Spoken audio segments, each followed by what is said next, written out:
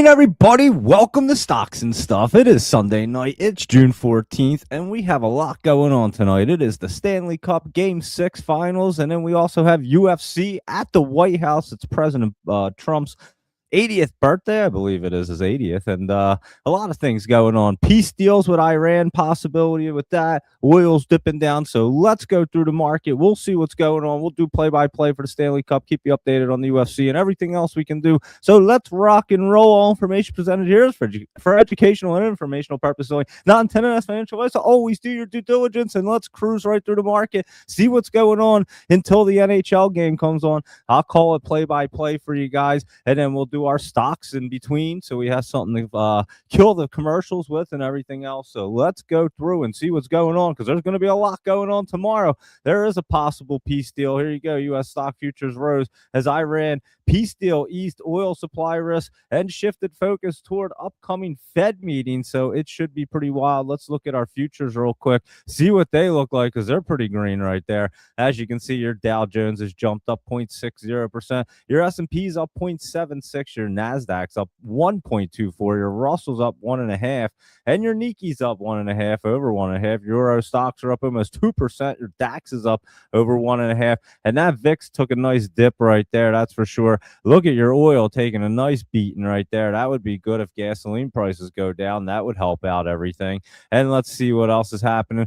Gold and silver looking a lot better right there as the market's popping up with your other metals and everything else. So we will be keeping an eye. Look at silver, Bitcoin even going up on that news. And remember, I said the only way the market's going to be popping is if they do a deal gets signed with Iran, and it looks like it happened. So we shall see if it's a definite. I don't know if we got confirmation from Iran yet, but it sounds like it's a definite, at least on Trump's side anyway. And look at Bitcoin cruising up to that 20 right there. Going to hit that 66,800 area right there. So keep an eye on that. Nice curl up and could continue to ride up. So maybe that was the big bottom right there. And this market continues to rip up. Let's just look at the rest of crypto while we're sitting here. Ethereum looks really good right there. And Ripple looks like it wants to get ripping again. So yeah, I'd say these things look a lot better with that news. And obviously that's a big catalyst, the peace deal with Iran.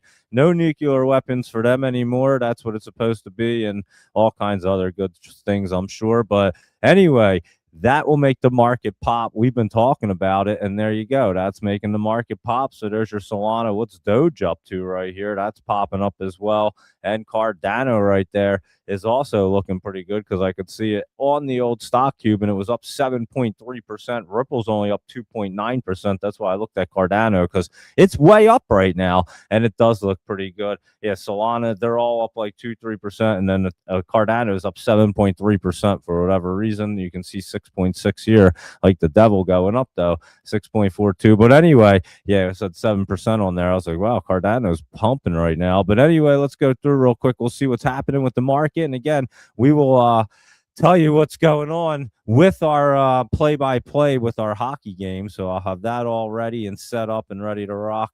And let me see. War is over. Agreement has been reached from Luis Rodriguez. It just has to be signed. And SpaceX at 168 now at the overnight. Is that right? SPCX. I don't know why I cannot type today. It's so crazy. I don't know what the heck I'm typing in. Let's see. SPCX. There we go. And you said it's at what? 168. So it closed at 166, and we'll see what it looks like tomorrow, obviously. Yeah, I don't know. Was it more of a disappointment than anybody thought? I mean, it went up a little bit right there, and then it kind of dipped down. Wasn't a whole lot of movement going on there Friday, so I don't know. It wasn't as crazy, I think, as everybody thought it was going to be. There was some heavy-duty volume, though. I can tell you that right now. What was the volume? 522 million. Remember, I was asking if it would get to $1 trillion, but it was half of that, or not even, or $1 billion, I meant. And so it was 522 million right there in volume. That's a lot of volume, but again, it didn't really get to run a whole lot. We'll see how SpaceX does tomorrow morning, as well as the rest of the market. But let's cruise through and see what like all the market looks like real quick. We'll go through our risk factors or risk asset ones real fast, and we'll obviously hop over to our big caps, and I have no idea what I'm typing. ONDS right here was dipping down, and I would assume everything's going to look a lot better tomorrow morning. That's for sure, with a peace deal. Now we have to just make sure that that peace deal is actually really getting signed on both sides. It sounds like Trump's signing it, but is Iran on board? Because we know it's been a little bit crazy over there, but we didn't see any tweets that say it didn't happen yet, which is I guess a good sign, because usually like 5 minutes later they tweet out and they say, no, we never agreed to that or didn't say anything. I didn't see anything anyway, but I could be wrong. ONDS, we'll see if that can rebound, because it was pulling back pretty good. ASTS, now again, space stocks are getting sold off because of SpaceX IPO happened, and we assumed this was going to happen anyway. So we knew to play that quick pop, and then they were dipping down. They got sold off immediately on Friday. It was crazy how quick they got sold off, but they did. At ASTS right there, I actually said, should we be putting puts on these things before the market even opened? And I guess we should have, huh? Because UMAC and the rest of them were all dipping down, and they don't look great at the moment. So I don't know if money's still going to be rotating in the SpaceX. That's what it appears like on these space sector ones. Here you go, Lunar going down, Redwire dipping pretty good right there as well. And then your Rocket Labs, that was down over 10%. So they all look like they want to come down. They all have the 20s coming down on them. So we'll see. Maybe it's an opportunity to put puts on them and they go down. Mobilicom could go up. It's an Israeli aerospace and defense one, and it has been looking good. And again, that's a drone sector one. They do the technology for drones. They don't actually make drones, but they do all the technology. And you know, drones are a huge space now. The countries are still going to be loading up on drones, because you know that's the way warfare is going to be played out from now on. We obviously know that. Everybody knows that, especially after what Iran was capable of doing with some drones. So you know drones are going to be huge. And Mobilicom does a lot. We've talked to the CEO, Orrin, and learned about the company. So if you want to check that out, feel free. Laser right there is going down, but that doesn't look terrible right there. We'll see if Laser can actually pop up. It looks a lot better than most of the other space ones or any of them. And Galaxy right here has been spiking around. That's a capital market one, had some good news, so we'll see how that wants to open. And DXYZ right here, DXYZ, there we go. That was pulling back pretty big and looks like it wants to dip down. And of course, Sats was dipping down pretty good too. So they all look like they want to dip down a lot more. That's what they look like at the moment. Anyway, we'll see how they open up tomorrow with SpaceX. And of course, SpaceX at 168 right now in the overnight. And Joe Jean USO puts right there probably going to be a good thing. USO and Oxy ones right there. Or if you want to play the opposite, SCO is going to be looking really good right here, guys. This one's going to be cruising along, running up to like from 28 to like 50 plus right there. Let's just put that on the list for tomorrow anyway, because you already know it's going to get running right there. And then yeah, the rest of them are going to be going down. That's what it really looks like according to Friday. And obviously, if we have a peace deal, Joe Jean, you know oil should be tanking here, and that's what we obviously need to happen too, because gas prices, everything's out of control. Food prices are astronomical.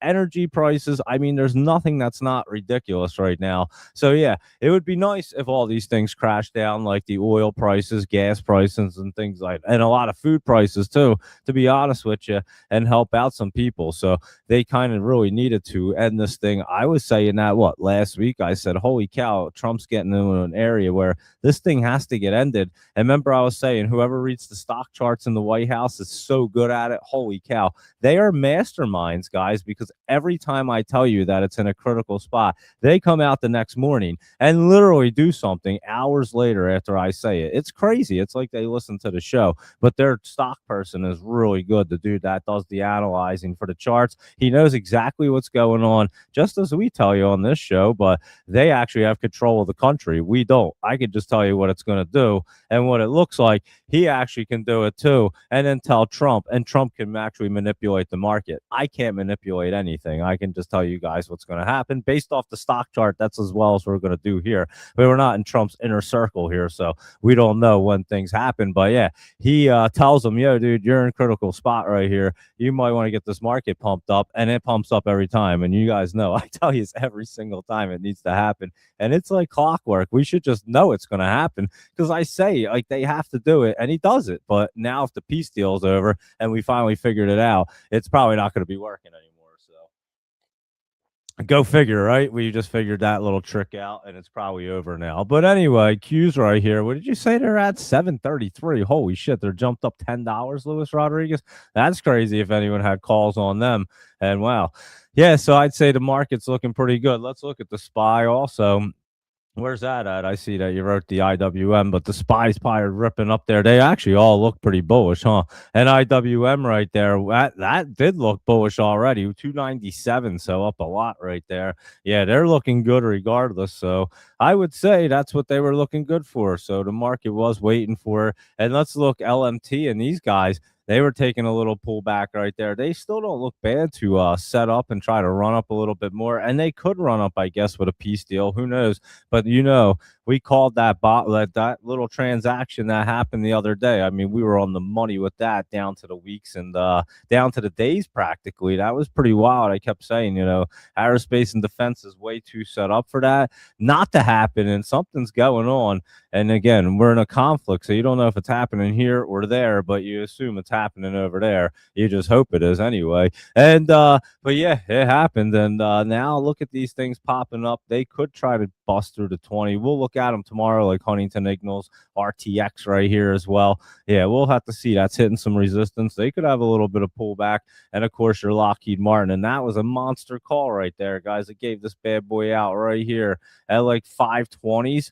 And this thing ran up until like the 550s. I mean, that was a monster on options. I gave out the option play that I had. What was it? 527.50 I had. Isn't that what it was that I posted out in the Discord? Something like that. And yeah, that was a monster, guys. That thing ran well over 100%. That thing was like over probably 200% before it was all said and done. I didn't hold it all the way up to the end, but it was a pretty monstrous play right there. So there you go, LMT. And we'll keep an eye on them. But let's cruise right through and see what else is going on, because we did the old space area and they don't look great. So we're going to see how they look. And again, obviously, SpaceX tomorrow could be a great one to be jumping around again, as it did on Friday on the SpaceX IPO. And again, tomorrow's the first full day that it can trade. It opened up right before noontime. As you can see, what time was it? 11:46 a.m. So a little earlier than that 2 p.m. area that people thought, that we kind of thought in the Discord. So it just jumped open, jumped up right there. And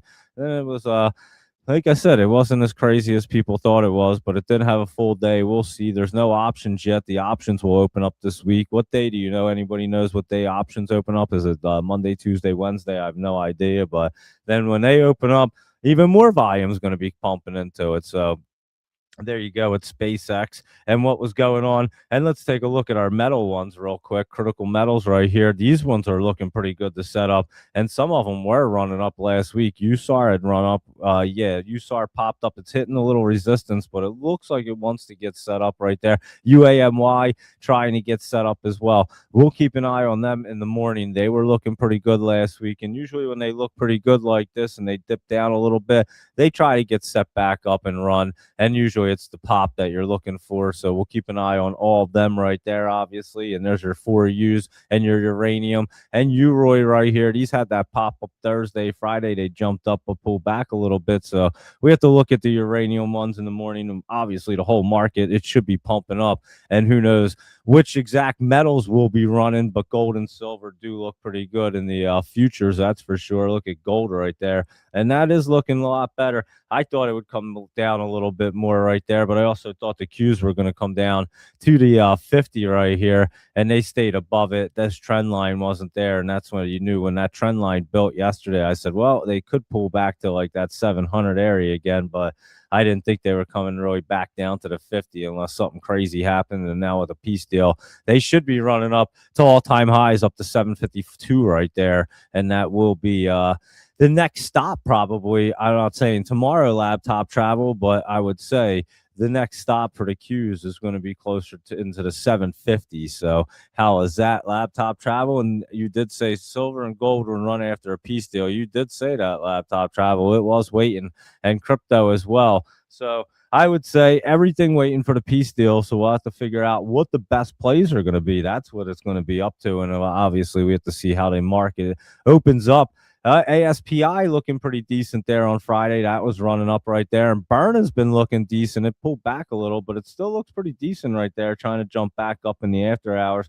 And you know that product's really cool. Good old Burning Nuclear right here. Hanging out. We'll see what Oklo and these guys are up to. They were trying to get set up. I'm not convinced they're completely ready just at the moment, but they could be getting set up right here. NNE wasn't looking too bad, but it did have some pullback. That one could jump up right there. So we'll keep an eye on NNE and EOSE right here. Now this bad boy was down, and this one could try to get set back up. We'll keep an eye on the old electrical part company right there. But Gus should be down there tomorrow, guys. This is your oil and gas one. It was trying to look good there on Friday, and I would say it should be getting beat down pretty good tomorrow. What is natural gas going to do? That's the question. Is natural gas going to go up with this deal? I'm not even sure what natural gas will react like tomorrow. What will natural gas do to Laptop Travel and Luis Rodriguez with a peace deal? I have no idea, to be completely honest with you. And did the U.S. get the worst end of this deal? Survey says 100%. Well, I didn't even see what the deal was, to be honest with you. Laptop Travel, I didn't see any of it. I just saw Trump's tweet that he was like getting a deal. So that's why I said a possible deal, and it's not even signed yet. So, tomorrow could be Taco Trump. You know that. It could be completely opposite in the morning. We know that. And again, we're basing it off of what's going on right now. Let's put it that way. So anything can happen, and we're going to hope that we do see a peace deal. Clearly, it looks like it on the charts, though. I'm not going to lie. It does look like it bottomed out. It looks like it wants to pop back up. So I would have to assume something beneficial is going on with this war, and natural gas should drop according to Laptop Travel. So there's your answer for that one right there for Boyle. And then, of course, your healthcare was looking really good. And this UNH looks like it wants to pop up and run up a little more. I'd say keep an eye on that for a momentum play. Oscar right here wasn't looking too bad. It's in the top. See if it can run up a little bit more. They might be topped out now that the market's going to rotate around. Maybe the healthcare sector comes down a little bit, because these guys were running up at that MOH. Remember, we were looking at that the other day, and it had been pulling back, and that had a nice pop up there on Friday. So we'll have to see if that wants to continue up. And then your quantum and computer hardware ones, they were already getting set up and not looking too bad. RGTI, QUBT, that looks like it's trying to set up right there. How about your D-Wave? This was down a little bit. It has a little bit of time right there, but that'll get set up. This one's been one of the better ones, QMCO, and this one looks like it's going to rip right back up. As a matter of fact, QMCO, and they have earnings coming up. Let's see what day this is. That is the 15th, so they have earnings tomorrow, and it looks really good going in earnings. I've been doing well with earnings, not that I've been playing them, but calling them completely right on the based off the chart. Usually I'm terrible, so I'm not sure if that streak's going to continue, but QMCO looks really good tomorrow. Going into tomorrow anyway, as far as Friday, we'll see. We'll look at that one in the morning right there. I wrote it down because I definitely want to see what that looks like going into its earnings. And then your Defiance Quantum ETF right here was up, and that looks pretty bullish, guys. That looks like it wants to run. That QSI was down a little bit. We'll see what that wants to do. But your IONQ, that should get set back up. That's looking really good too. So keep an eye on that one right there. IONQ. Our cat is an aerospace and defense. It's pulling back a little bit. It looks like it could come down a little bit. And your triple D's right here, a computer hardware one. And that looks like it's going to get set back up, a new one that we added and recently ran up, pulled back. And that looks like it could be a good setup right there for your 3Ds. So keep an eye on that. And let's circle back here because Circle's dipping down, but maybe it'll get turned back around again. Luis Rodriguez tomorrow with the market turnaround. And Fig right here, that purple dinosaur, good old Figment. The good old Figment, if you're not familiar, is a Disney ride with a purple dinosaur, and that's what it reminds me of, FIG. But anyway, it's pulling back, and we'll see what these software ones want to do. What did I type in? I wanted to go to Now. I have no idea what I was typing, but ServiceNow, maybe that gets popped off to 50 right there. Luis Rodriguez, what do you think? 102, another good spot to jump in right there. How about Snow? It was pulling back pretty good. Snow looks like it's going to come down right there. Is that one going to get turned around? And then like your Microsoft was wasn't looking exactly great, but that could be bottoming out and just going through a couple of the software companies right there real quick, as we had looked at Figment and we looked at SpaceX. AMPX right here is the battery company. That doesn't look bad to try to bounce up. We already looked at that, didn't we? I don't even know. But USCO, SCO, we looked at Cracker Barrel's been on fire, guys. Look at this thing jumping up here off of them earnings. And I'd say me and Laptop Travel, that might have been a dual play right there. We were pretty on the money. I don't know why we didn't actually play it though, Laptop Travel. I don't know if you did, but that was a great one right there. I mean, we followed it for a while, and then it did exactly what we thought it was going to do, and it did it. Oh, wow, that was crazy. QuantumScape right there. That looks like it's going to pull back a little bit more. Maybe it gets turned around in the morning. And that rocket right here, Zach, looks like it wanted to pull back, but it does look like it's getting set up. So that's an interesting one, and we'll see what the market turnaround will do for that one. The game is going to start in a minute, so I will just go through and I'll do the play-by-play, and then we'll do the rest of the market in between, because we'll have plenty of time to kill in between periods and timeouts and everything else. So we can just pick up right after rocket right there. So there you go. Here we are. Let me just do this. The puck's about to drop right here. Let's see. The puck drops, and it looks like they are fighting for it, and it looks like Vegas picked it up right there and got it. And now Vegas takes it into Carolina's zone right now, and they are already have a whistle 7 seconds in, and I'm not even sure what just happened, to be honest. I just looked over to click on that, and it was already a whistle with 19:53 left in the first period. So 7 seconds in, they already had a whistle right there. Let me see if they have anything. Oh, yeah. Oh, those markets closed on Friday, guys. Look, Juneteenth right here. Friday, June 19th right there. So reminder of that as well. And here you go. Let's see if we reload that, if it comes up. And there you are, 19:53. So we're on point with the time. And they dropped it, and Vegas won it back, but they passed it to Carolina. I don't know what he was doing, but Carolina dumps it into Vegas's corner, and now Vegas gets it out. They take it through the blue line and dump it in a little bit, and now it's back into the corner right there, and Carolina's playing it around, and Vegas, nice hit behind the net right there, and they somehow keep it in there into Carolina's zone right there. That Carolina couldn't clear it, and now Carolina gets it. They shoot it up off of one of their players' skates, and back to Vegas. Vegas shoots it up in front of the net. They had someone stand there, but he wasn't able to connect and make anything of it. And now the puck's behind the net right there and back into the corner. Carolina has it and trying to get it up. Oh, and they still can't clear it. Vegas keeping that puck in. They got it back into the corner right now. The point man came up to keep it in, and they just finally cleared it out, Carolina, all the way down. Will it be icing? No, it shouldn't be. No, it was waved off, so that shouldn't be icing. So, all right, Vegas taking it back out right now. Vegas looking pretty strong to start the game right here. The puck's at center ice, and now it's back in Carolina territory and behind the net, and Carolina gets it behind the net and flips it up past the boards. A nice move right there. Vegas went in for a hit on Carolina, but the dude missed him. Carolina guys kind of juked around them. It was pretty good, and now they're Vegas just takes the puck in the Carolina territory, but Carolina gets it right back and takes it out back to center ice, and Carolina shoots it into Vegas territory around the net, and Vegas controls it around the net and shoots it up. But Carolina there to block it along the boards and keeps it in right there. Carolina coming around the net right there. Oh, he passed it right out in front. Nobody was home to knock it in for Carolina. Great opportunity. And the puck goes all the way down back to their end, but Carolina does have control of it, and they dump it up off the boards out of their zone. And now the puck goes all the way down, and that is going to be an icing right there. And again, that was a close one as well, guys. I mean, it's always a close race right there, I'd say, when these guys go in for the icings. It's kind of crazy how close it is. And again, they don't have to touch the puck. It's who gets over the line first, because they don't want the guys hitting each other.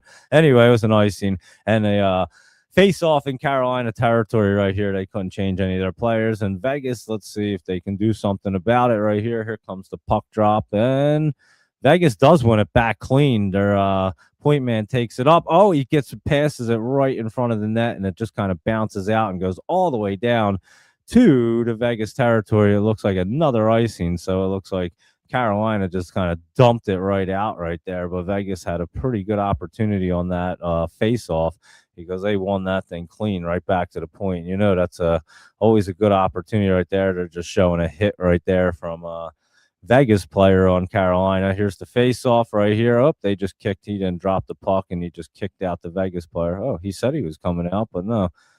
There's a puck drop, and Vegas wins it clean again. Back to the point. He passes it back to the other guy, but Carolina knocks it down, and here they come, and they're just going to kind of dump it out, but the guy dumps and chases a little bit. Vegas goes back, and Carolina's going to change up. Carolina just steals the puck back in Vegas territory, gets a shot off. I don't even know if it got on net, but it was a good opportunity. Let's put it that way. It wasn't anything crazy. And now the puck's back in Carolina territory, and it is behind their net, and they have it, and they're just getting set up. And here they come out of their zone right there, past the blue line up to the red line, and dumping it in the Vegas territory, back into the corner right there and around the net. Vegas has it, dumps it up the boards, and Carolina's there to keep it in and knock it back into the corner. But Vegas gets it and actually tries to dump it out. They can. It's right along the blue line, but Vegas gets it, skates it back towards their goalie and tries to just set back up. Now it's back at the red line, and Vegas just shoots it in there. And Vegas actually, the first one's in. They just beat Carolina. Everyone's just kind of standing around. Vegas was fighting for the puck, and they were the first ones in. And it looks like the puck just went out of play right there. So we do have a face-off. But, yeah, Vegas beat them right in there on that play. They beat them into the zone. So there you are. You got to constantly. Is this the one you had to refresh all the time to tell you where it was? I forget, but it is 1643. Look at that. But that's a pain. You guys can't even see it. I have this. I had that thing. You guys weren't even looking at it. But anyway, here we go. There's a face-off right here, and it is in Carolina territory. It's to the right of the goaltender, and we'll see if Vegas can do something about this one. They've been winning a lot back, and it looks like it's just stuck right there. Carolina, everyone's trying to get the puck. Looks like Carolina got it out. It was just sitting right there at the circle in the paint where they dropped the puck, and Carolina put it into Vegas territory. A little hit by Carolina behind the old net on Vegas, and Vegas does dump it out right now, and it looks like the puck ends up out of play again, like right over. Oh, it went into the announcer right there, and he just threw it over into the stands. The announcer, the guy that announces, actually just caught the puck. Look at that. It went right in at him, and he caught the puck right there. Did he catch it? No, I think he didn't catch it cleanly, but he knocked it down. But, yeah, it looks like it's ABC's sports announcer. I don't even know who he is, but they're showing him his purple tie on, and he got hit with a puck, but it wasn't anything crazy. So here we go. We got a face-off in the Kings territory, or the Kings. What did I just say? Vegas' territory, and they win another draw and get it out to Kings. What the heck am I talking about? And there's the puck comes down. Carolina on a chance, and look at that. They just scored. I mean, holy cow. A lot of cherry picking going on in this series, I'll say. And number 71 for Carolina just puts Carolina on the board 1-0. Oh, my, with 16:13 left. I got to see. They literally just dumped that puck out so fast. They went from their zone. Like I said, Vegas takes it in the Carolina territory. They lose it, and they just pass it right up, and he was just cherry-picking it. He was sitting at the blue line right there. He was already past all the defensemen. They passed it back from all the way from their zone, and he just comes in and shoots it right past Carter Hart's glove, and it was he had a clean shot at it. It all happened so quick. He was behind the defenders, and it was a nice pass, and now it's 1-0 Carolina that quick. And don't forget, Carolina leads the series 3-2. So if they win this game, they're hoisting the Stanley Cup tonight. So it could be a wild one. So we shall see. But we know there's been a lot of goals in this game, in the series, and each game. So I'm sure that's just the beginning of it, because it's a 15:53 left, and now Carolina has it back in Vegas territory. Big shot right there. Carter Hart comes up with a save, but big shot from the point man from Carolina. Good opportunity as well, and that is a good save on the defenseman. But yeah, I mean, they passed it from their zone all the way up to the Vegas blue line, and he beat them. He beat them long side on that, and I mean, it hit the post and went in. That's how it happened. He kind of put it right under his glove, right in between his glove, like his arm and his leg, and it was a perfect shot right there, right off the out inside the post and went in. here's our face-off in Vegas territory, and the Canes win that one back cleanly and put it back into the corner, but somehow Vegas gets it, and they can't clear the puck, and Carolina overskates it, though. They had a pretty good chance, and now it came out to center ice, but Vegas ends up with it, and now it's still at center ice right now, and it got dumped into Carolina territory, and they try to get a hit on the Carolina player behind the net, but he misses, and the puck is at center ice, and now Carolina passes it right to the Vegas player as he was coming back on defense, and now Vegas has it at the red line. They do shoot it up into Carolina territory. Carolina goaltender comes out and stops it behind the net and plays it, but it gets stopped up right there, and the puck was along the boards, but Carolina dumps it out. They're going to be racing right here. No icing, but Vegas gets back there. Carolina, two guys just wipe out. Another Carolina player comes up for the puck in Vegas territory, and they are battling for it. Carolina tries to pass it, and Vegas gets it out of the zone, but Carolina fires it in there really hard around the boards, and everybody misses it. It just goes all the way back down. Carolina's goalie has to come out and play it and knocks it. He just shoots it up on the boards, and it comes all the way out to center ice, and Vegas ends up with the puck and shoots it in. Back in the Carolina territory right there. They all come back in. Oh, a puck cut passed right back into the center right there, into the slot, but Carolina was there, and Carolina dumps it out, and they do ice the puck with 14-16 left in the first period, and it is 1-0 Carolina over the Vegas Knights right now. So we'll see if they can hold on to it. Who thinks that nobody else will score? It'll be a shutout, 1-0, and Carolina hoists the cup. I don't know if that'll happen, but it is a good game so far. And now we have a face-off in Carolina territory to the left of the goaltender, and we'll see if Vegas can win it back. They do win it. Their winger gets it, tries to take a shot right there, gets blocked down. It was right in front of the net. Now it's on the side of the boards right there, and Vegas did have the control of it, and they still do have control. It's just kind of bouncing around, but Carolina just got it. Nifty pass right there, spun around. Carolina's guys spun around, passed it into Vegas territory, but Vegas does have it in the corner.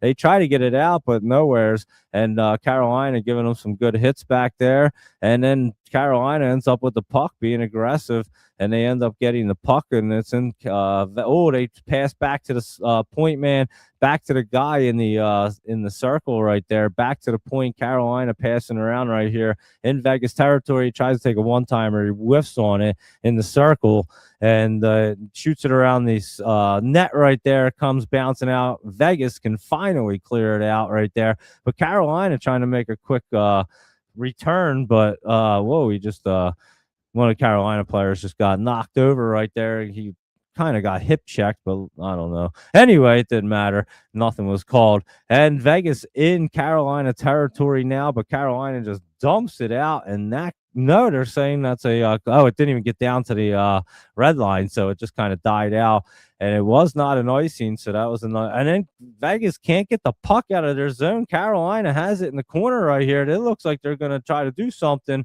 and let's see, he's going around the net. That was a big steal right there. Carolina around the net the other way, and they are just kind of stick handling, passing back to the point, back to the circle right there, setting guys up. Oh, that was a good try.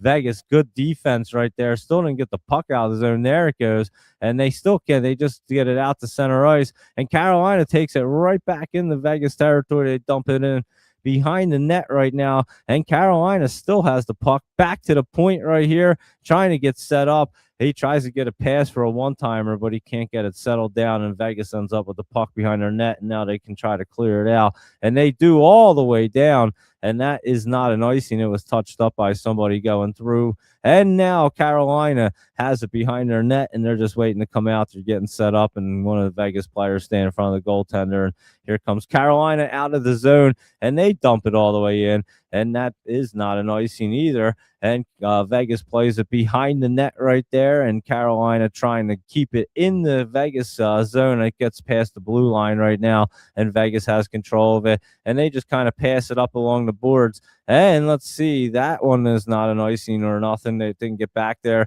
and Carolina gets it out. They're trying to skate and fast, and have a little race to get to the puck. They're in the corner right now. 2 guys for Carolina, 2 guys for Vegas.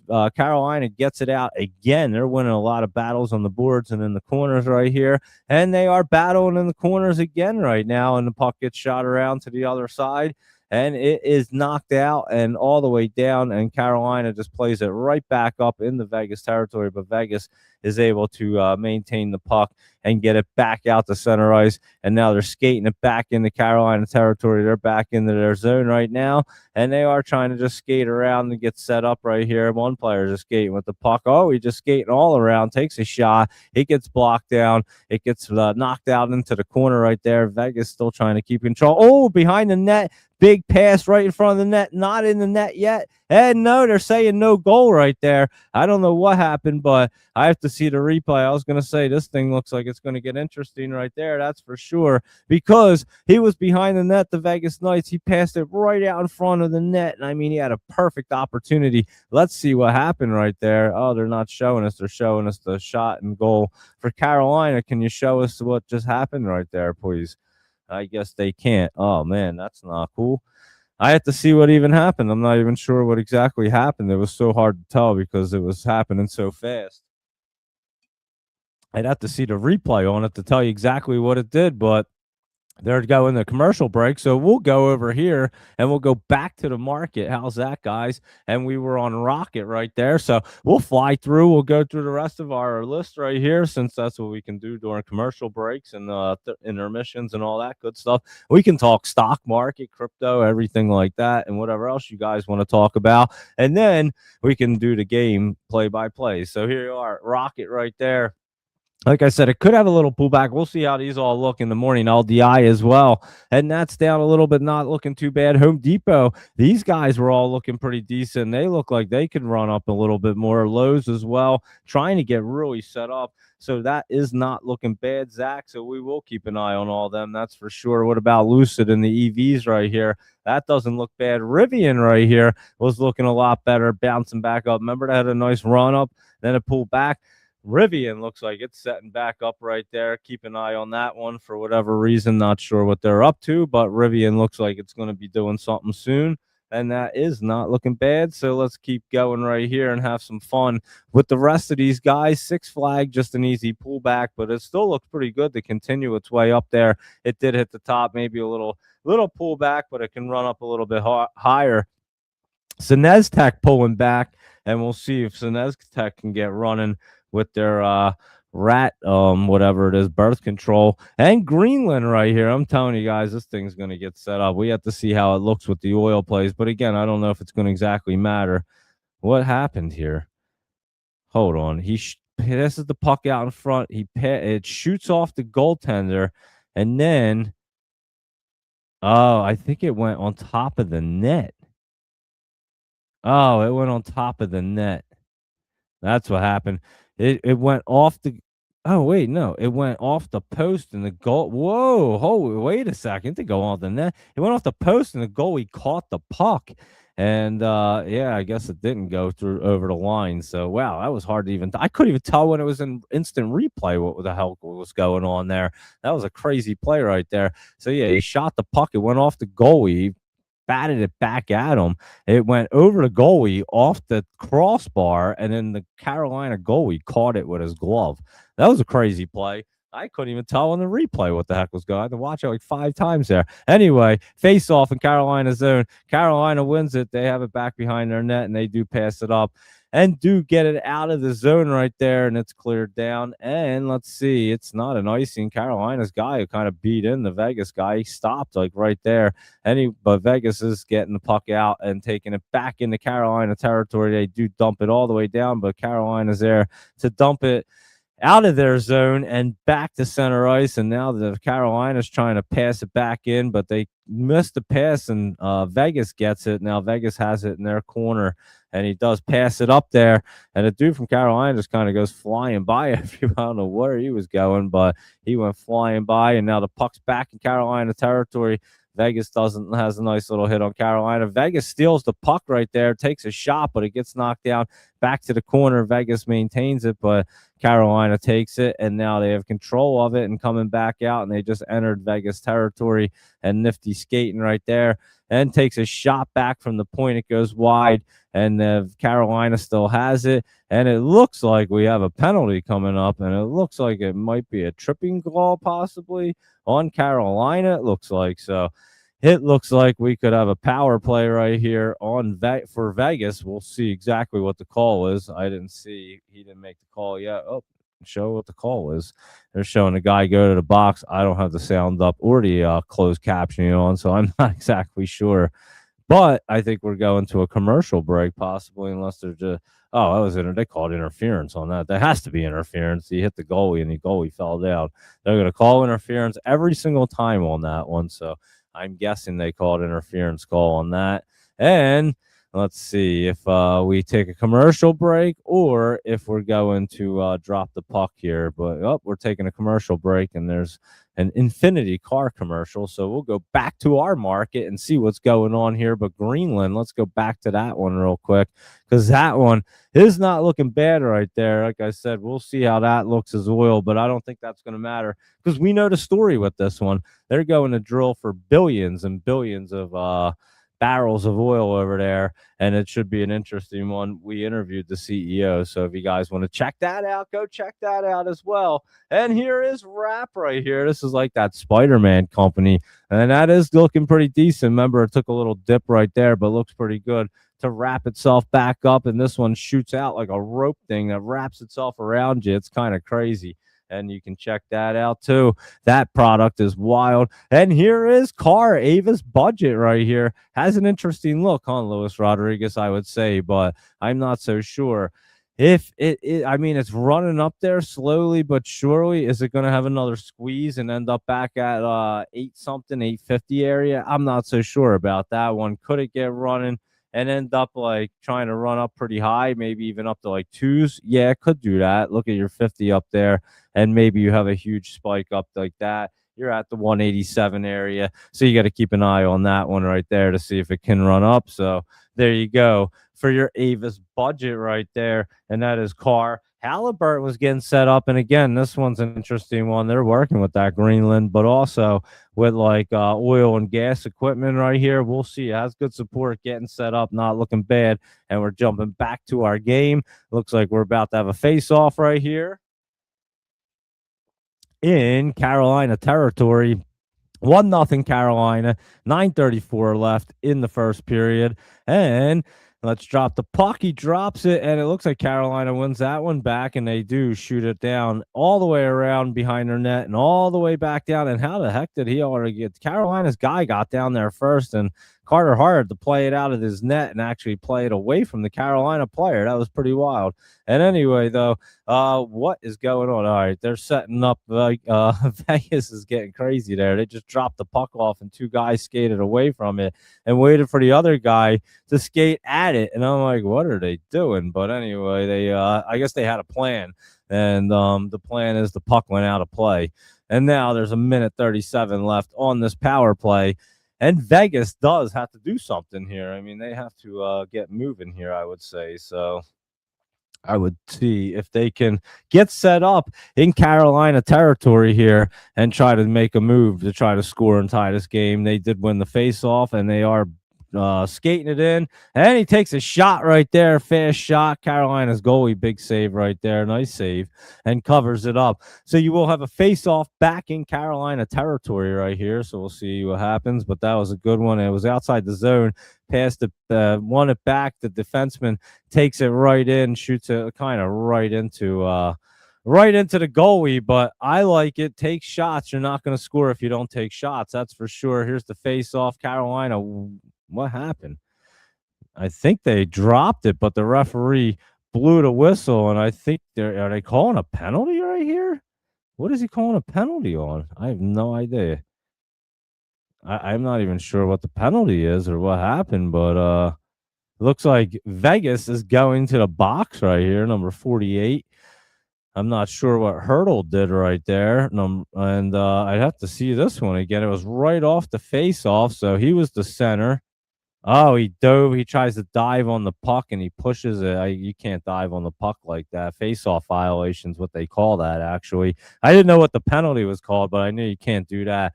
I don't. Did he really try to dive on it? Did he lose his edge? I don't know. I have to look at it again.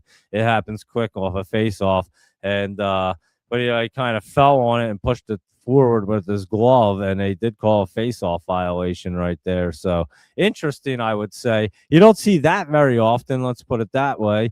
And I forgot what it was even called.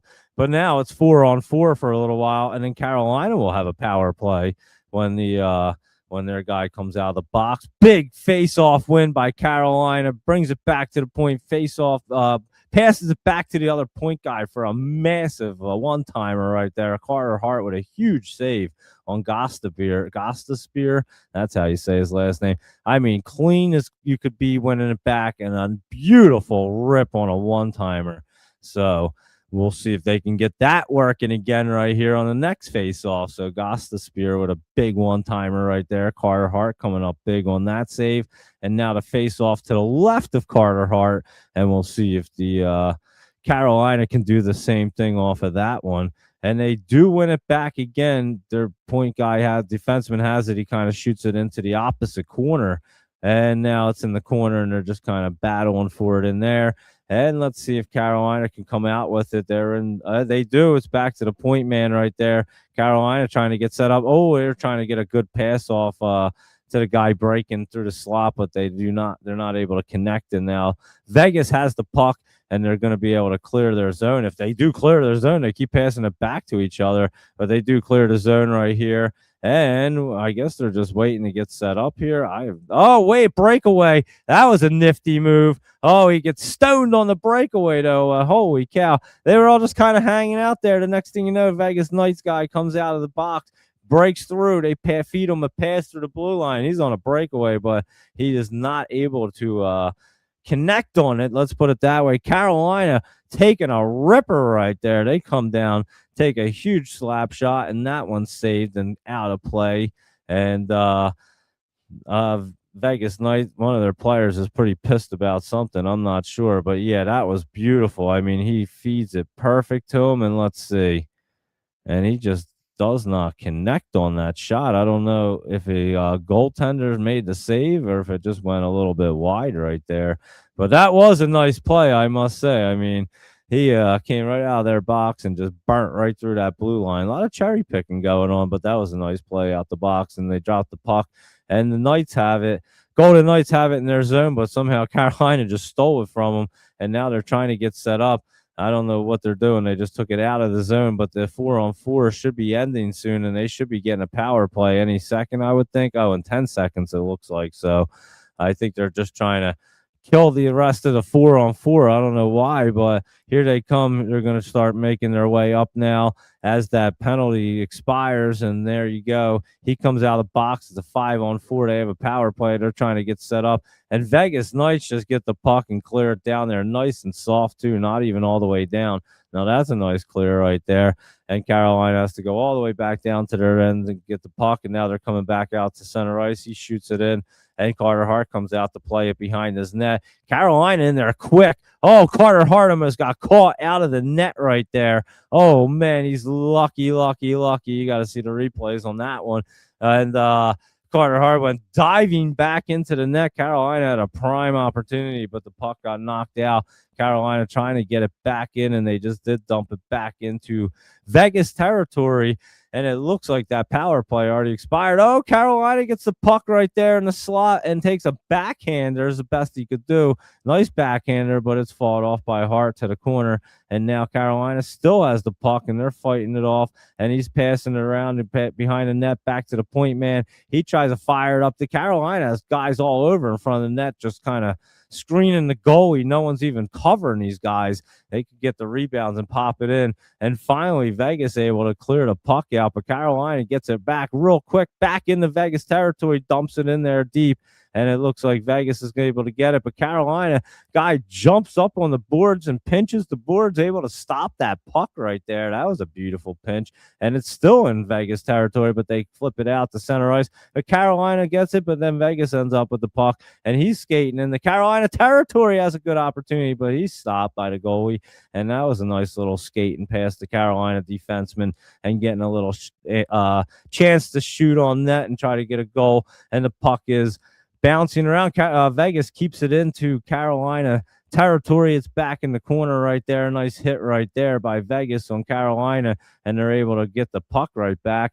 But they did skate it all the way back into their zone, and now they're trying to get set back up, and now they're going to take it. Nope, they're going to stop and wait, pass it up to the center. I thought he was going to catch him on that. They would have had a breakaway if he could have caught that pass, but he didn't catch a pass. He got it over into the corner, but it's along the boards right here, and now they're just kind of fighting for it along the boards. It's in Carolina territory. They're trying to get it out, Carolina, and then puck just gets pushed back deeper into Carolina territory, actually back into the corner right there, but Carolina ends up with the puck, and now they're skating out with it, and they push it up, but Vegas actually hits it, catches, gets the puck in their zone, and flips it right out along the boards back in the Carolina territory. Carolina's defense been playing catch behind their net, and now they're taking it out, and that pass just got deflected out of play, and we will have a stoppage with 4:44 left in the first period, and it is 1-0 Carolina over the Vegas Knights right now. Oh my goodness, what a save. Carter Hart gets caught out of the net. Carolina's guy gets a shot on net. Carter Hart dives back to the net and makes that save right there. Wow, that was a big one right there. He almost got that one. He almost got toasted on that one, coming out behind the net and playing that puck. He tried to play it. Carolina's guys have been getting back there very quickly. It's been crazy, and they're beating a lot of pucks back to behind the net and beating the Vegas Knights back to their corners and stuff like that. They do it on there and had an opportunity for an open net. Carter Hart goes diving back in and makes the save, Michael Anthony. I'm doing a little play-by-play for Game 6 tonight of the Stanley Cup Finals. If Carolina wins, Michael Anthony, the Stanley Cup will be over. They'll hoist the Stanley Cup tonight, so we won't do any more play-by-play, but if it does not end tonight, if Vegas actually wins the game, ties it up, and we go to a Game 7, which I'm hoping for Zach and everybody else, I'm not going to lie. I believe it's going to be Wednesday night, and you know we're going to have to do the show and do the play-by-play for a Game 7 in the Stanley Cup Finals. You know we're doing that and doing the same format. So I'll go through some stocks real quick, and we'll look at that. Laptop Travel said what his gift is. Is that TSSI radio or something like that? Something like this. Hold on. TSSI Inc. now, but it's like a technology company. That does look really good right there, Laptop Travel. I like that too. That looks really nice. I've played that plenty of times before, so I am familiar with that one as well. Maybe if I let you guys see it, you can see it right there. There you go, Michael Anthony, TSSI. Could dip to 11. It could dip down here, but you know there's like a possible peace deal, right, Michael Anthony? So market's looking really good right now. Let's put it that way. So I'm not sure if you saw that, Michael Anthony, but they are saying that there's a possible peace deal going to get signed and everything like that. So you must look at the charts that going to make 10 grands tomorrow. I don't know what the heck he's talking about right there. Later, I must look at charts. There you go. And Bitcoin. So here we are, face off at center ice. Let me hop back over here and tell you guys what's going on. And now the puck is in Vegas Knights territory. They just kind of shoot it up along the boards right here, and the guys are still battling Vegas territory. Carolina ends up with the puck in the corner. Two guys on 2-on-2 right now, battling it out in the corner right here. Puck's not really moving. Two guys are battling for it. There you go. They finally pushed it around to the other side into that corner, and Vegas hits it, but they're not able to clear it. Now they're able to get it out, skate it out to center ice, and then able to shoot it in around the net. And Vegas Knights first one's in to get it right there, and the puck's sitting in the corner, and Vegas Knights shoot it around, and they're in there to get the puck again, and they shoot it back around the other side, but no one's there to get it for Vegas. But Carolina takes it out and takes it in the Vegas. Oh, what a move right there. Holy mackerel. Is that going to be a penalty? Let's see what the call is on this one. Is he going to call him for a hooking call on Vegas Knights? That was a heck of a move right there by Carolina. Sped right in there, beat the defenseman, got in on net, made a nice play, and I'm not sure what they called the penalty. I think it's going to be hooking. That was really nice. No, what did they even call a penalty on? I thought he was going. Yeah, right there, hooking. That's what I thought. I thought he had a hooking call because his stick went there. So yeah, that's definitely a hooking call. And then when the one view, I couldn't even tell what happened. But again, sometimes you just can't. I can't anyway on certain views. But it was clearly hooking. I thought I saw a hooker right there. No, that was a hooking call right there. And it is going to be a power play for Carolina. Let's see if they can capitalize on this and make it 2-0 before the end of the first period. 3:48 left in the first face off here in Golden Knights territory. He's kicking out the old Carolina center right there. And I'm telling you, he tried to kick out somebody last time and they didn't do it. But Carolina gets kicked out. They still win the face off back cleanly. Back to the defenseman, packs it back to the other one. He still has it, just kind of passed it along. Oh, it went from corner to corner. So they went Carolina.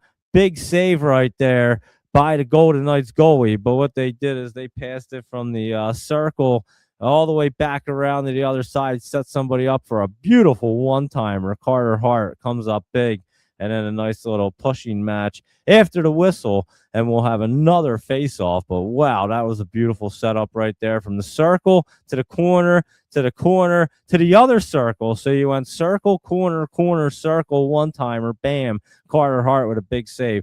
That was beautiful passing right there by Carolina. They win this face-off cleanly too, and the defenseman has it back. He passes it back to the guy at the circle. He still has it back into the corner right here, back into the other corner, and back to the point, back to the circle. And let's see if he can do anything here. Carolina setting up, passing it around right here. Oh, he just loses the puck, and Vegas gets it and is able to dump it out. Not only dump it out, they have the puck. He's able to skate it in, but then gets it stolen. So now they're going to have a 4-on-3 coming back the other way, but Vegas gets back there. And now you have your 5-on-4. Carolina with a little one-timer, misses the net right there, and it does go all the way. Oh, he keeps it in, though. He keeps it in the blue line. Carolina keeps it in the Vegas zone right there. Good play by the defenseman, and they still have it. Sets it up passes it over to the other defenseman, drops it back to the point, and now they're trying to get set up right here. Point to the circle right here, and let's see if Carolina jumps it into the corner. And now back to the other corner around the boards, and he can't handle it. It goes all the way back out to center ice, and now Carolina has to come back out and regroup. But they do get a quick pass off, and he doesn't able to connect on that pass, and now it's along the boards. But Carolina still has the puck. Some nifty passing right there, but it does come out of the Vegas zone, and Carolina has to regroup back at center ice. They do have the puck. And let's see if they're to bring it right back in the Vegas territory, but he can't do anything with it. It goes into the corner right there, gets kind of knocked in, and they knock it around to the other corner, back to the point, and Carolina keeps it in right here, but that's a weak pass, and Vegas flips it all the way out, and that should be icing right there. No, I don't know why they didn't call that icing, to be honest, but they didn't. I have no idea why. But now the play's in Carolina territory, and Vegas is able to step up and keep it in, and they do have it set up. Nice passing back and forth right there, but a little bit too much footwork, and he loses the puck. Carolina dumps it right there, and Vegas is able to get the puck back, and they do have it in their own territory right here. It's going to be another power play because I just seen the goalie skating off, and I'm pretty sure. I think it looked like the goalie skating off. Yeah, it was definitely the goalie skating off. So it looks like there's going to be a power play coming up. I'm not sure what happened. I missed it completely. You know why? They just made my screen real small because it looks like we're going to have some thunderstorms here in the New Jersey area there, Luis Rodriguez. But let me see what this oh, he just tripped this guy. He just like ran him over right there. Oh, he just cross-checked him. No wonder. Oh, yeah, you're definitely getting a penalty for that. He wasn't nowhere near the puck, and the dude just gives him a cross-check and knocks him down. You're definitely getting a penalty called on that, Logan Stankovoff, or whatever the heck your name is. It looked like Stankoven or something. Anyway, let's see. There looks like 1:22 left in this first period. And the Vegas Knights are now on a power play, and we'll see if they can capitalize before the end of the first period and tie this game up here. Number 9 needed a new stick over there. He was grabbing a new piece of wood. He said, "Go, guys, get me the stick that can score some goals." And now they're getting ready for the face-off here. So let's see if he can get that magical stick out there for the Golden Knights. And here comes a face-off, and they do win it back to the point right there. Well, they won it to the winger. The winger brought it back to the point, and Vegas trying to get set up, and they still have the puck back at the circle right there behind the net. Vegas has the puck. He's trying to skate. They're trying to get set up back to the other circle, and now he's back to the point. Now back to the circle right here, and they're trying to get set up circle to circle. Loses the puck, but Vegas is able to skate over and keep it in and dump it in deep. And they have it. And good setup right there. Vegas trying to get set up. They still have the puck in Carolina territory on this power play, and a nice shot towards the net right there. It's loose in front of the net, and no goal. Wow, that was amazing. Carolina goalie down. Puck was still loose. You could still see it. They were letting them play, and Vegas trying to get set up. Carolina steals the puck right there and dumps it all the way down. It's into Vegas territory. Carter Hart comes out to stop it. And now Vegas bringing it back up to center ice right here. And they are passing it backwards, but now they're bringing it back into Carolina territory. And nice little move right there. Nice pass. Another nice pass for a one-timer. That guy laid out for it. He's lucky he didn't get hit by that puck. That thing looked like a laser. And there's another big one-timer by Vegas and a big save by Carolina's goalie.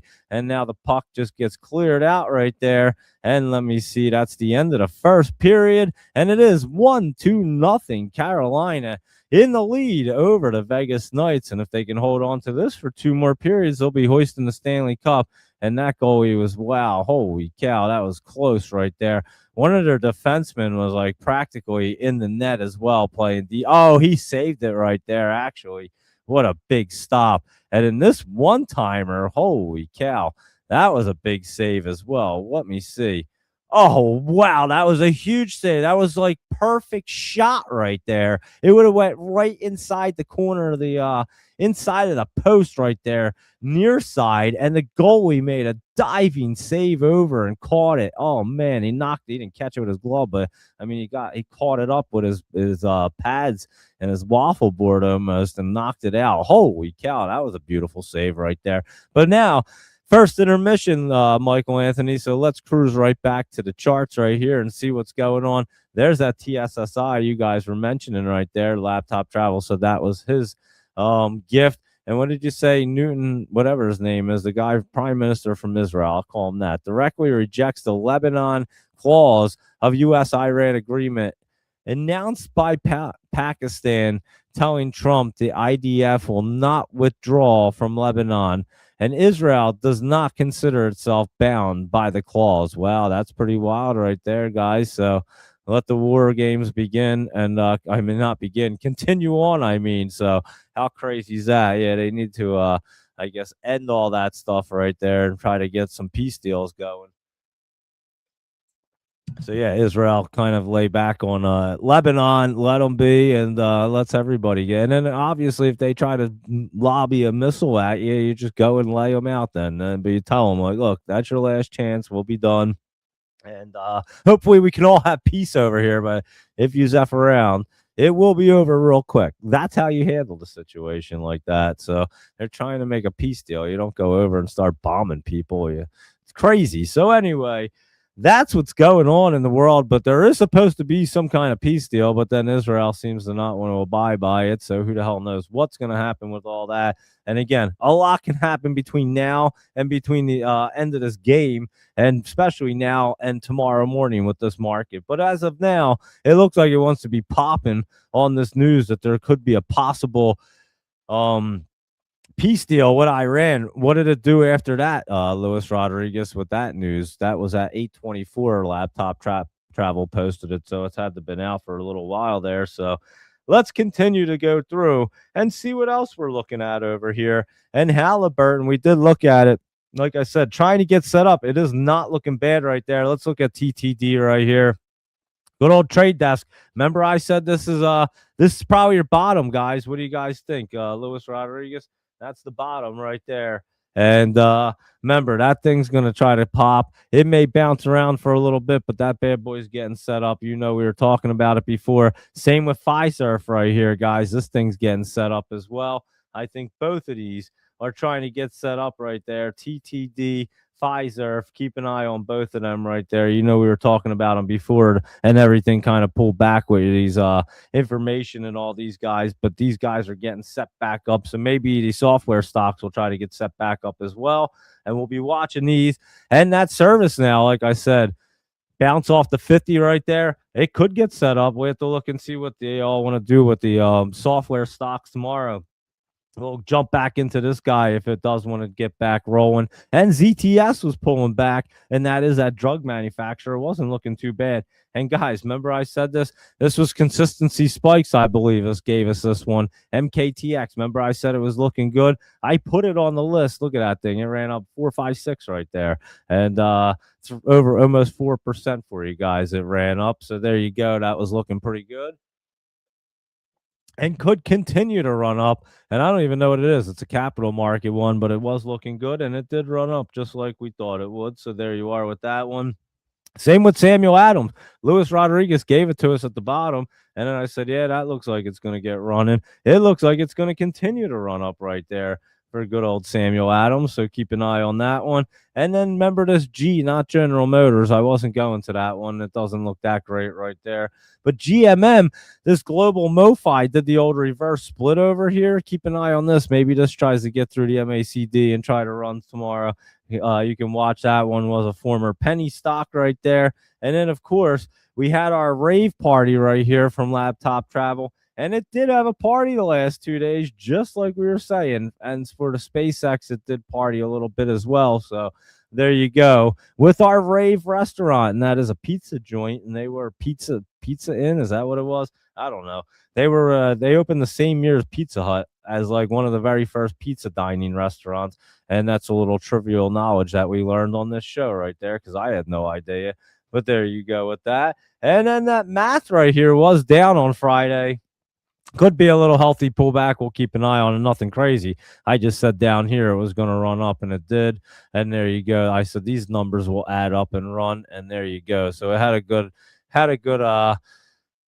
word problem right there for a few days, and now it could have a little problem and pull back some, but we'll keep an eye on it if you guys like it. But there's plenty of other ones that are probably setting up and good opportunities, but that one did run up just as we liked. And let's look and get into our rhythm right here. That's pulling back, but looking pretty good. I'd say your cannabis stocks looking pretty decent.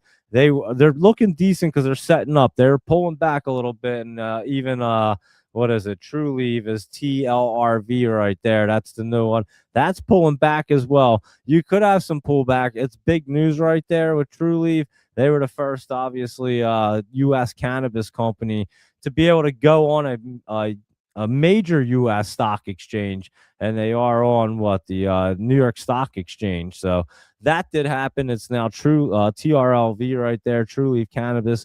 And again, it is dipping down. It got sold off on the news when that happens, and people sell the news all the time. So watch for it to pull back, but it will be bullish. And a lot of these cannabis ones don't look too bad right here. Here's Tilray, same situation. SNDL was pulling back a little bit as well. And let's see what Canopy Growth is doing right here, down a little bit. And so they do have earnings coming up. Is that tomorrow? So Canopy Growth earnings tomorrow. We can see that. That's a Canada company right there.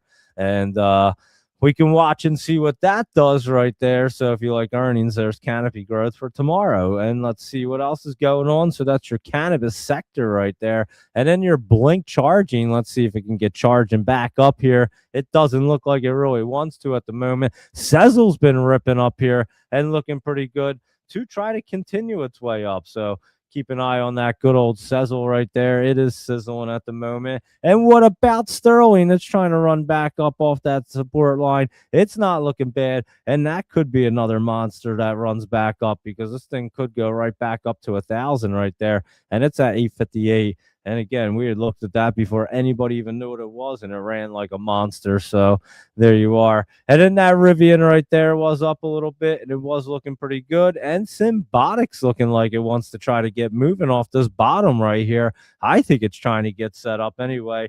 I'm going to keep an eye on this Symbotic because that's been bottomed down and beaten down a little bit and could get turned back around for a little run. So keep an eye on SYM right there. And let's continue right through and see what's happening in the rest of this crazy market, Michael Anthony and everybody else. And you guys let me know what else you want to look at, Joe Jean and the rest of you guys. Let's see what's happening with Poet right here and Luis Rodriguez. He always has some really good ones. Poet looks good to set up, and that's a semiconductor one. And that's the thing. These semiconductor ones, Luis Rodriguez, still look pretty good. They look a little bit better than software, if you were to ask me, at the moment anyway. And CoreWeave right here was running, and that is a software one, though, but it does have to get curled up. It looks like it's just trying to get set up. And the semiconductor ones look like they could continue to run up like immediately. So we'll watch for things to set up, see what they want to do tomorrow, and it could completely get changed around tomorrow, obviously, and everything goes bullish. You had mentioned this one the other day, SGML, and that was a monster play right there, that lithium one, and it looks like it wants to try to run some more right there, SGML, so I would keep an eye on that one as well. It's looking pretty decent. And then we looked at we looked at gold and silver, but J-Nug and Nug right here are looking way better. And obviously, if the war is going to be over, these guys are going to run. That gold's going to run right there. Silver will run right back up. I thought it was going to come back to the $50 area, but it doesn't look like it necessarily wants to at this moment. We'll see tomorrow. They should be jumping up if there really is an Iran peace deal. But then if Israel keeps on doing crazy things, I don't know if you can have a peace deal. So it's kind of crazy, guys, and we do know that. We talk about it all the time. MNTS, this was bouncing around the other day, pulling back right there. We'll have to see what's going on with this company right here. What did it even say? Fugazi Research short report calls Momentus and other space stocks significantly overvalued, warns of reality checked after SpaceX listing. I mean, really, I mean, it was kind of already understood that way. You didn't really even need a short report, but I'm sure they had a ton of money in shorts and they crushed it right there. But again, we said it before the market even opened up. We were talking about this. We talked about it going into this SpaceX that these things were going to dip down. We knew it was going to happen. It always happens with IPOs. And this one was just the biggest one. They just didn't run at all on Friday morning. That's all. They just got sold off immediately, all the other ones. But yeah, I would say they'll bounce back up. But I mean, it was expected because all the money's trying to rotate right into SpaceX, and that's what everybody wants right there.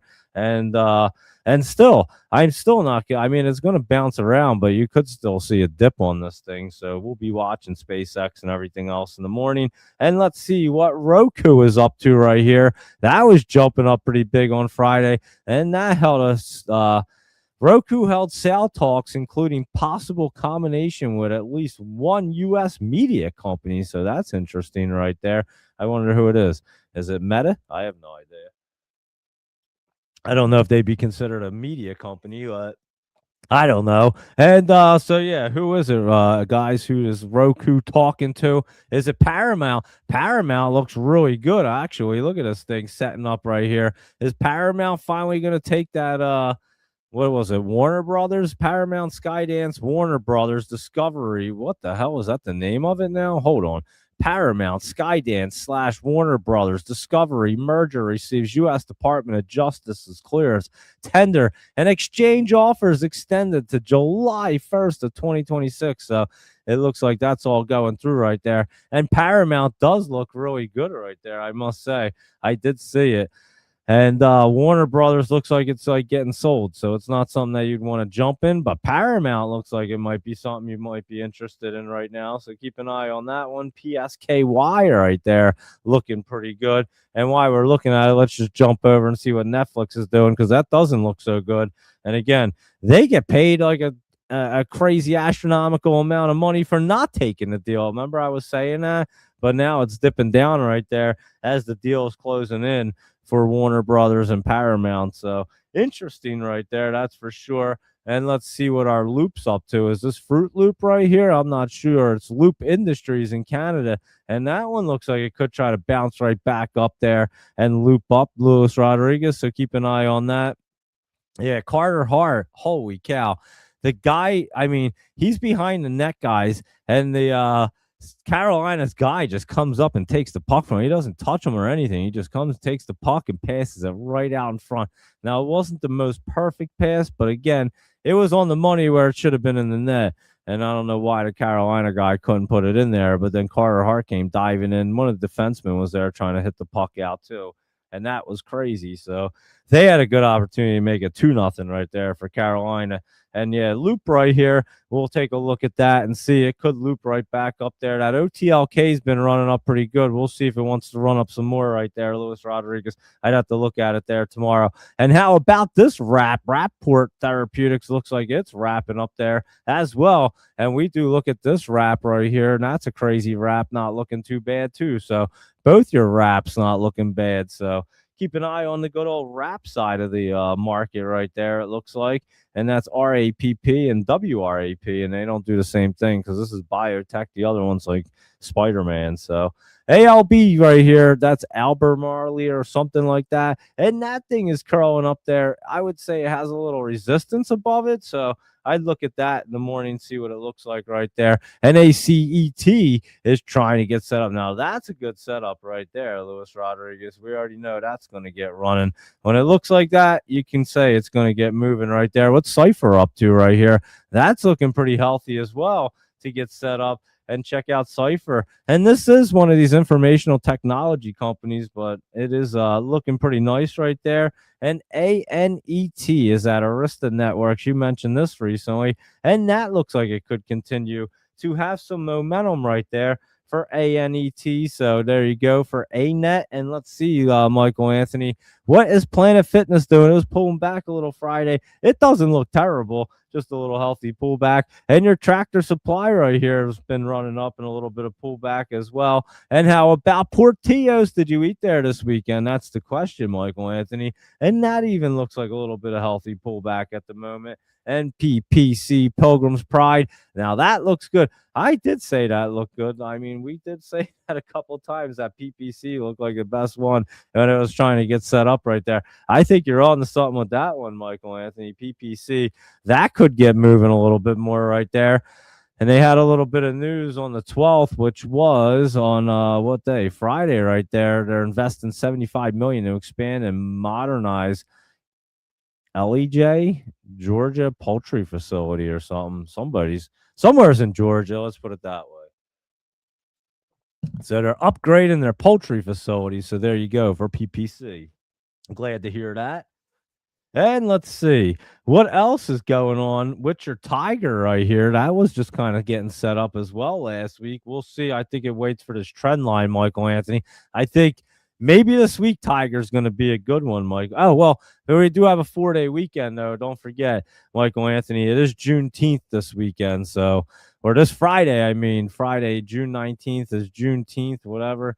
Yeah, Juneteenth. I was just looking Friday, June 18th. I don't know. Oh, wait, what the heck is that talking about? Oh, that's a different year. That's next year. Never mind. Don't mind that. This Friday is June 19th this year. And then the market's going to be closed. So the next time it's closed is July 3rd for obviously 4th of July. And what day is 4th of July on? I have no idea. Is it on a weekend? I don't even know. It is. It's on a Saturday this year, huh? So that's interesting. So the market will be closed on that Friday on the 3rd. So that's interesting right there. That's a nice 3-day weekend coming in. And we have a 3-day weekend this weekend in the market, guys. So just remember that. And that will happen, Michael Anthony. So maybe it'll mess up the timing a little bit. But this one's going to be like right there, Wednesday, Thursday, Friday area. I'd say keep an eye and we'll look at it. Your good old Tiger. We've been looking at it anyway. So we'll have it on the list. And what the heck is the other one? I don't even know what that says. I have no idea. FDP isn't what I wrote. Del Monte, that's what it is. And that's looking a lot better now and could be getting set up. Del Monte, FDP. I didn't know if it was going to dip any more there on these candles, but then it started getting set up. I think this can get running pretty well, Michael Anthony. Where do you think this can go to? Let's see. It looks like it's going to bottom out right there. Yeah, I think that's going to try to bottom out for FDP, so keep an eye on that. That could get rolling right back up. PayX was running up, and it's still hitting a little resistance, but it looks like it's going to curl up some more right there.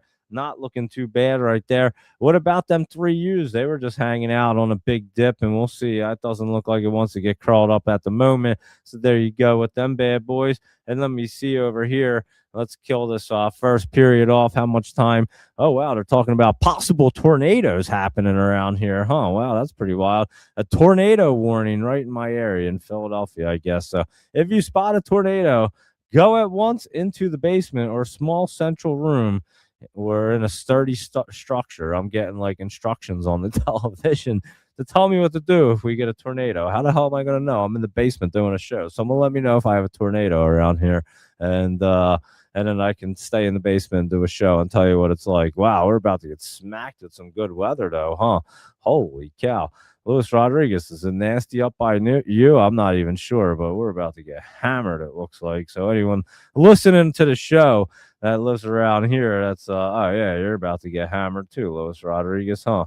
Wow, holy cow, these are some serious storms popping up here. Well, we did have a lot of humidity, that's for sure. And these are some wild ones. Yeah, these are going to be some wicked storms. Well, our period already had. Our game already started. I wasn't even paying attention. Let's get back to the game here, everybody. All right, so they dropped the puck. We're back in the second period here. And the Vegas has it on a power play. They're trying to get set up, shot from the point, and Carolina blocks it down and actually shoots it all the way down on the Carter Hart. He plays it out to the defenseman right there. And now they're trying to get set back up to come back up. Vegas with a nice pass to the blue line. And let's see. Oh, Carolina knocks it right back out. So Vegas has to regroup. And they do. They get it back into Carolina territory. And Vegas has it in the corner now, back around the net right there. He passes around the net. Vegas steps up to keep it up in there and keeps it into the corner. And now they have the puck in the corner. And now they're still battling for it along the boards. But Carolina gets it, and they do clear it out. And Carolina is trying to move up. They do have an opportunity here around the net, but Vegas ends up with the puck right now. And it looks like the power play is over, but Vegas moving their way in, takes a wrist shot right there. It does go wide and behind the Carolina net, but Carolina brings it up, and they do have it at center ice. But Vegas steals it back, but then Carolina takes the puck right back from them and then passes it right out into Vegas territory. And now it looks like the puck just got knocked out of play right there. So I would say we have a face-off coming up.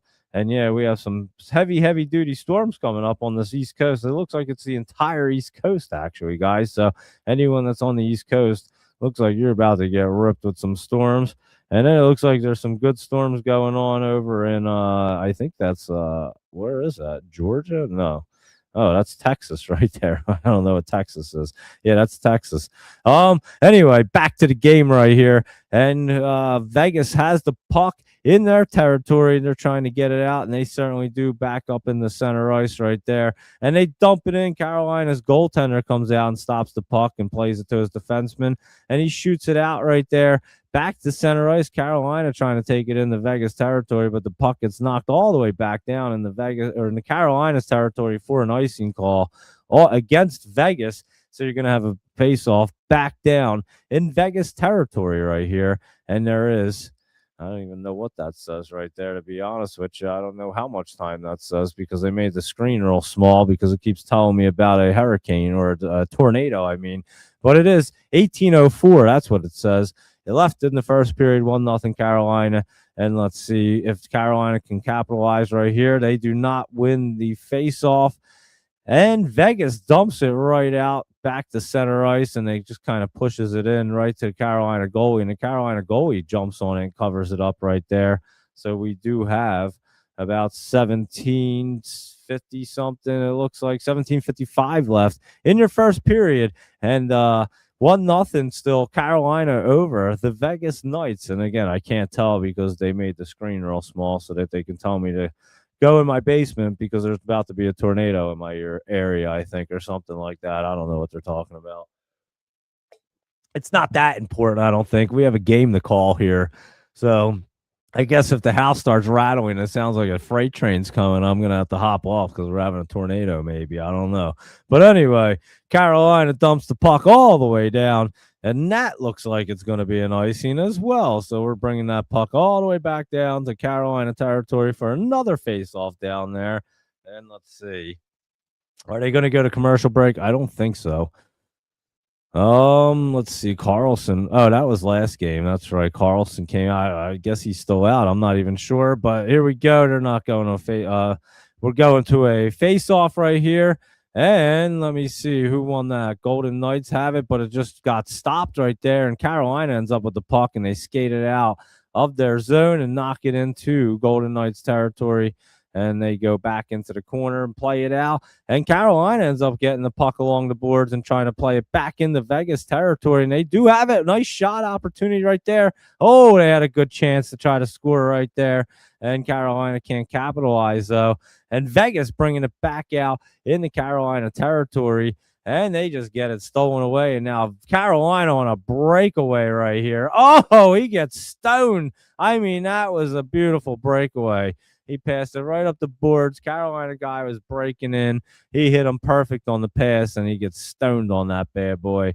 And now Carolina still has a puck in Vegas territory, and they're trying to fire around shots, and they're looking pretty good so far. And Vegas gets the puck out back to center ice, and Carolina takes it back, skates it back into their territory, and then passes the puck back out in the center ice. But Vegas takes the puck and passes it and shoots it back into Carolina territory right there, and Carolina's guy passes it all the way down, and it's not an icing though. It was touched up by somebody, and it comes out of the zone. And now Carolina trying to get it back into their zone, in the Vegas zone. And they do dump it in, but Vegas is first one back, and they dump the puck all the way down. It hit off somebody, so that won't be an icing. And then Carolina tries to catch a cherry picker right there, and Carter Hart comes out to play it, and he does play it successfully around the net. But Carolina ends up with the puck back, but it ends up out of play right there, and it hit, I think, somebody in the Carolina bench. So a lot of these fast breaks for breakaways right here. It's pretty wild. And wow, that was wild too. I mean, Carolina, oh man, they had a beautiful opportunity. I was saying that earlier. It was a beautiful pass, and actually they a nice tip, and he went right over the net with the tip. And then Carter Hart, he tried to beat him short side on that breakaway, and Carter Hart just ended up getting his waffle board on it and saving it. It was a big save right there on that breakaway. Face off at center ice. Carolina wins it and dumps it all the way down in the Vegas territory. Goes around the net, and Vegas gives it up in front of their net, but then Carolina gets it taken right from him as he's trying to make a shot. And now Vegas breaking in on a 2-on-2. Nice move by Vegas. Oh, he drags it and tries to slide and make a shot. He gets the shot off, but it's saved. Vegas keeps his puck in Carolina territory, but Carolina is able to dump it out right there back to center ice. But Vegas still has it and dumps it deep in the Carolina territory. And now they go into the corner. Big hit by Vegas right there. Knocked the Carolina guy down in the corner. But Carolina knocks it out, and that's going to be an icing right there. So we're coming back in the Carolina territory for a face-off, and that was a big hit at that play. And wow, what a play right here. Steals the puck, and then they bounce it off the boards, and he toe drags it. Big, oh, if he could have got that puck over. Oh, he had him wide open. If he would have passed the puck, it was an open net for the winger. If he just would have passed it and not shot it, he had the goal right there. He had the perfect toe drag. It was a great opportunity. Great. I see what he's saying. He had a winger wide open just standing there for the shot. He would have beat the goalie. It would have been 1-1 right there, I bet. But anyway, it's not. And now it's still they had a face-off, and now we have another stoppage that quick. I think it went out of play that fast, and we'll see where the face-off, it might be out of the Carolina zone. I'm not sure who it even deflected off of right there. Again, my screen, they have my TV screen super small because they keep telling me to go in and showing me this thing. I think you guys can make my screen bigger and not worry about it. Anyway, face off right here. Carolina wins it back in their own zone. It was deep in their zone right there. And now they're skating it out past their blue line. And they do pass it up, and they get it back in the Vegas territory, and they get it back behind the net right there. And oh, it ends up taking a crazy bounce in front of Carter Hart. He ends up diving out and covering it up right now. And I don't even know what that hit.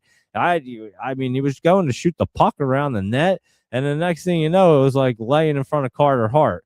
And again, the game's moving so fast right now. It's like sometimes even hard to see. These guys are flying around.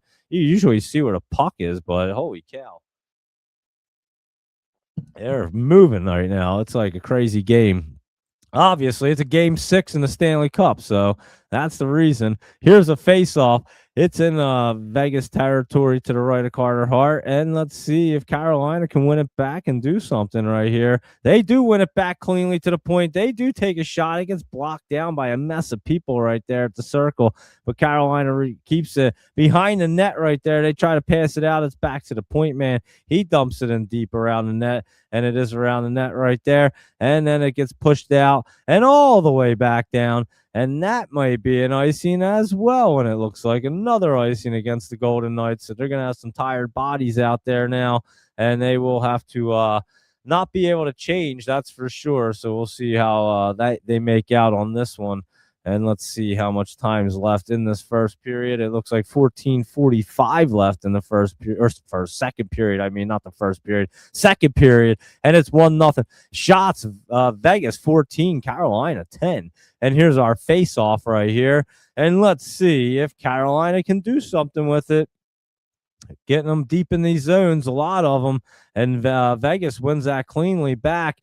And it does get knocked out. And it was just kind of shot out. Vegas has the puck, and they did take it in the Carolina zone. So there you go. It was like kind of flopped out there, and then Vegas ends up with the puck back to the point. One-timer right there. It goes wide, and Carolina trying to get it out of their zone, but Vegas keeping it in. It's back at the corner, and now it's cleared out right there, but Vegas just turns and fires it right back into Carolina territory. They had the puck in a little bit of time as Vegas had to get back to get on sides, and the defensemen for Carolina have a little pass back and forth, and then they dump it out all the way down. No icing. Vegas has it behind their net, and now they're trying to get set up right here. And here we go. Let's see. They pass it off the boards deep down there, and the Carolina goalie comes out to handle it. He gives it to the defenseman. He shoots it up the boards right there, and up the boards, and now out of the Carolina territory. 2-on-1 right there. Carolina had a 2-on-1. Vegas was trying to get back for make a 2-on-2. Carolina doesn't do anything, and then Vegas comes out with a 2-on-2. Nice defensive play right there by Carolina. Vegas still has the puck in Carolina territory, shot by the point man. So a couple 2-on-1 opportunities.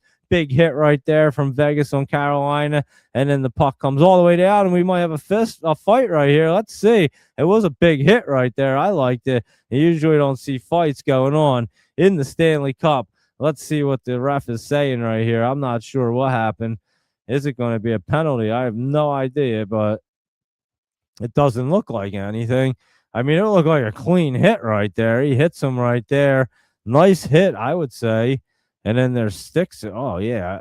I mean, they're saying he tried to like elbow him in the head. The dude's like he's like double the guy's size. I think it's impossible for him not like have his elbow at his head area. But anyway, no penalties because that's hockey right here. Let's have a face off and let's see who wins. Carolina wins it in their territory and they get it out. And let's see, they're at the red line at center ice, and they flip it into Golden Knights territory. Golden Knights come back to get it, and now they're trying to pass it back out of their territory. And here they come out of their zone into Carolina's zone right here. And let's see, Carolina ends up with the puck in their corner. And now he just flips it really up there. He tries to catch somebody else trying to go cherry picking, but there was plenty of Vegas players back there, so he wasn't really cherry picking. They were just trying to feed him a pass, I guess.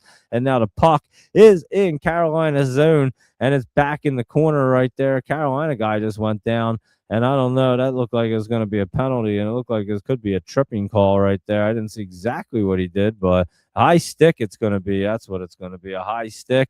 I don't see any blood. I don't think there's any blood. But high sticking call right here, and I think it's just going to be a 2-minute major. So it looks like, let's see, right here, and boom, right there. Yeah, and Vegas Knights number 3 catches Carolina's player right there, right in the face with a stick. He goes down. That's a penalty. We're going to a commercial break, so we'll go back to our market and see what's going on over there and come back to a power play, it looks like. So that's what we'll be doing. And you're getting some lightning there around 10 p.m. Yeah, it looks like it's going to be crazy around here, Luis Rodriguez, pretty soon, huh? I mean, this thing won't let my TV go, and it just keeps having these crazy messages. And like I said, it made the screen even smaller because it's showing me a weather map and all kinds of stuff. And Yeah, it's gonna get nasty here, guys. Holy cow! Well, if I guess I lose power, you guys will know. How about that? Holy cow, that is coming in pretty hot right there. Let's see what actually. It may be right around the end of the game. I'm not gonna lie. This the map saying what?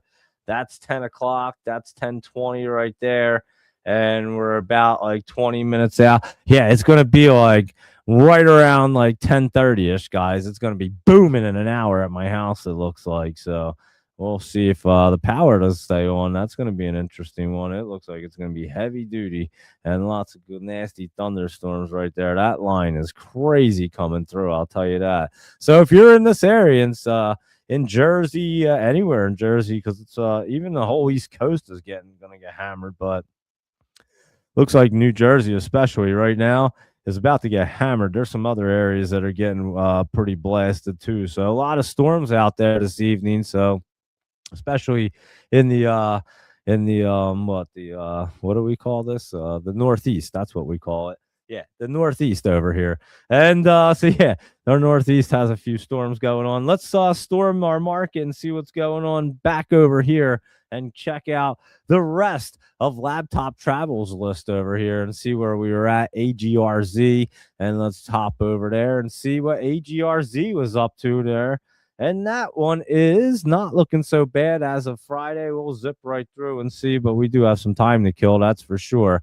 And what do they have, like 20 minutes to kill in between periods or something like that. But anyway, let's go and see what Laptop Travel is looking at. BTOG, what is this one? Bitwarden. I couldn't think of that one right there. That doesn't look too bad. That's a financial one. BTOG, we've traded that one before. Not looking so bad right there. CNVS is Cineverse popping up right there on Friday. See if that one wants to continue its way up. Not looking so bad for the old Cineverse right there. And let me see what you have with Fly E right here. That's not Fly E. This is Fly E Group. And that one's been beaten down pretty well and looks like it could try to get moving. You can see it was a low float momentum popper the other day. So keep an eye on that tomorrow morning. INDP right here in Database or whatever the heck it's called. This one we've traded before too. And that's not looking so bad. I'd have to look at it tomorrow. INUV. What is that? In UVO or something? Now that looks like a good setup right there happening. Watch for any little pullbacks on this bad boy. And that one could be a good one right there. MSN, Emerson Radio. That looks like it could continue its way up there. That does not look bad at the moment. And NTHI, maybe that's what I wrote down. Neonk or something. I don't even know what that is, but that does look good there, Laptop Travel. Keep an eye on that one right there, guys. And that is NTHI. That does look pretty nice right there. QXBR right here. Let's see what that one's up to. Is that what I wrote down? QXBR. I think that, or OXBR, probably. OXBR. Oxbridge Reholdings. That does look pretty good. It looks way better than QXBR. I'll tell you that, because that one doesn't even exist. That does look better, though. PMAX right there. That's starting to set up. That was crawling up. I think I saw that actually the other day, and it was looking pretty good. And how about this shim right here? Shimmick Corp right there. Now that's getting set up, guys. Keep an eye on that Laptop Travel and Doge Mama 9 for ACE, SHIM. That looks really good at the moment. And let's see what the Sober is doing. This is Sober Safe right here. It's not too bad. See if it gets through that MACD right there. So good right here. SOWG. And that's not too bad either. It could pop up a little bit more at the moment. NUSIO, I'm not sure what that is. A technology company. That's a company that was spiking up right there. See if it wants to spike up some more in the morning. And Vivo Power looks like it could get power going back into it and try to get rolling again. And what about, is that a VNI I don't even know what the hell I wrote, guys. VNTG. Yeah, I guess that's what it is. Vantage Corp right here. And let's see. That's in that channel, not looking so bad at the moment. So keep an eye on that one as well, because that one could get set up to try to run up some more right there. So there you go, Laptop Travel. So appreciate them. And let's see what else is happening over here. Of course, our SPY, it was up. It should be way up again in the morning if that Iran deal is going to stick around. Let's put it that way. And then your Qs should be way up as well. And your IWM was already looking good. It should look pretty good there tomorrow. It should continue its way up. So definitely be watching out for that. And let's go through our Mag 7 because Apple was pulling back. It looks like it wants to dip some more. And we'll see what they look like in the morning at 7 a.m. We'll be on for our pre-market show as we do every Monday through Friday at 7 a.m. We do our pre-market show, but we don't have to do it this Friday because it's Juneteenth and the market will be closed. So we'll be off on Friday morning. Let's put it that way. And we don't have to do a show on Thursday night either, I guess. So, but actually Wednesday night, if Vegas comes back, ties this game and wins and forces a game 7, I'm pretty sure it would be Wednesday night, and that we would have to definitely do. So that would be a lot of fun. And then again, the market wouldn't even be open on Friday, so that wouldn't even matter for Thursday night. So let me just see. Wednesday, it would be the game 7 at 8 p.m. So let's root for that, guys. I mean, hey, game 7s in the NHL Stanley Cup are always the greatest ever. I mean, how great would that be, Zach?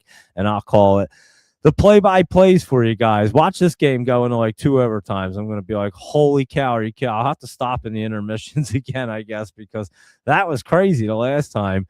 And, yeah, this game's kind of cruising along, though. I'm not going to lie. We're already going into, our 3rd period here. So this game's kind of moving along. Only it'll be about 10 p.m. when it starts. So, yeah, maybe I'll get lucky. The game will end off. Maybe Vegas scores 2 goals. They win the game cleanly. We don't have an overtime. And then we have a game 7 there on Wednesday, Zach. And the best teams can battle it out 1 game.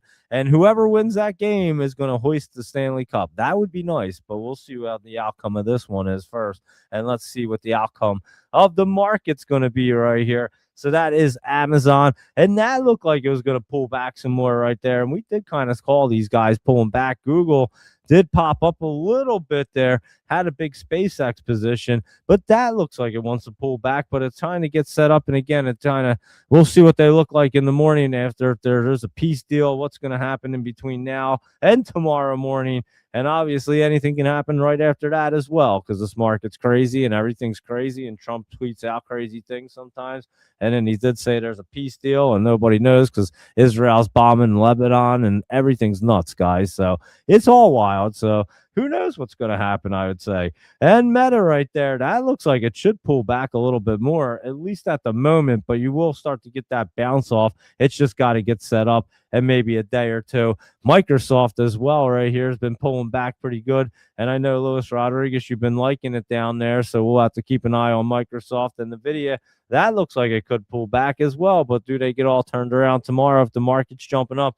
Probably. Tesla was running up on anticipation of SpaceX, and there you go. It did pull back right there and then jumped right back up, a V-shaped recovery. How about that? People do love Elon, and Tesla does look pretty good. So maybe TSLL calls tomorrow as well. That could be in play there tomorrow. So TSLL, and that is your Tesla ETF, and we can look at it real quick right here, and let's see.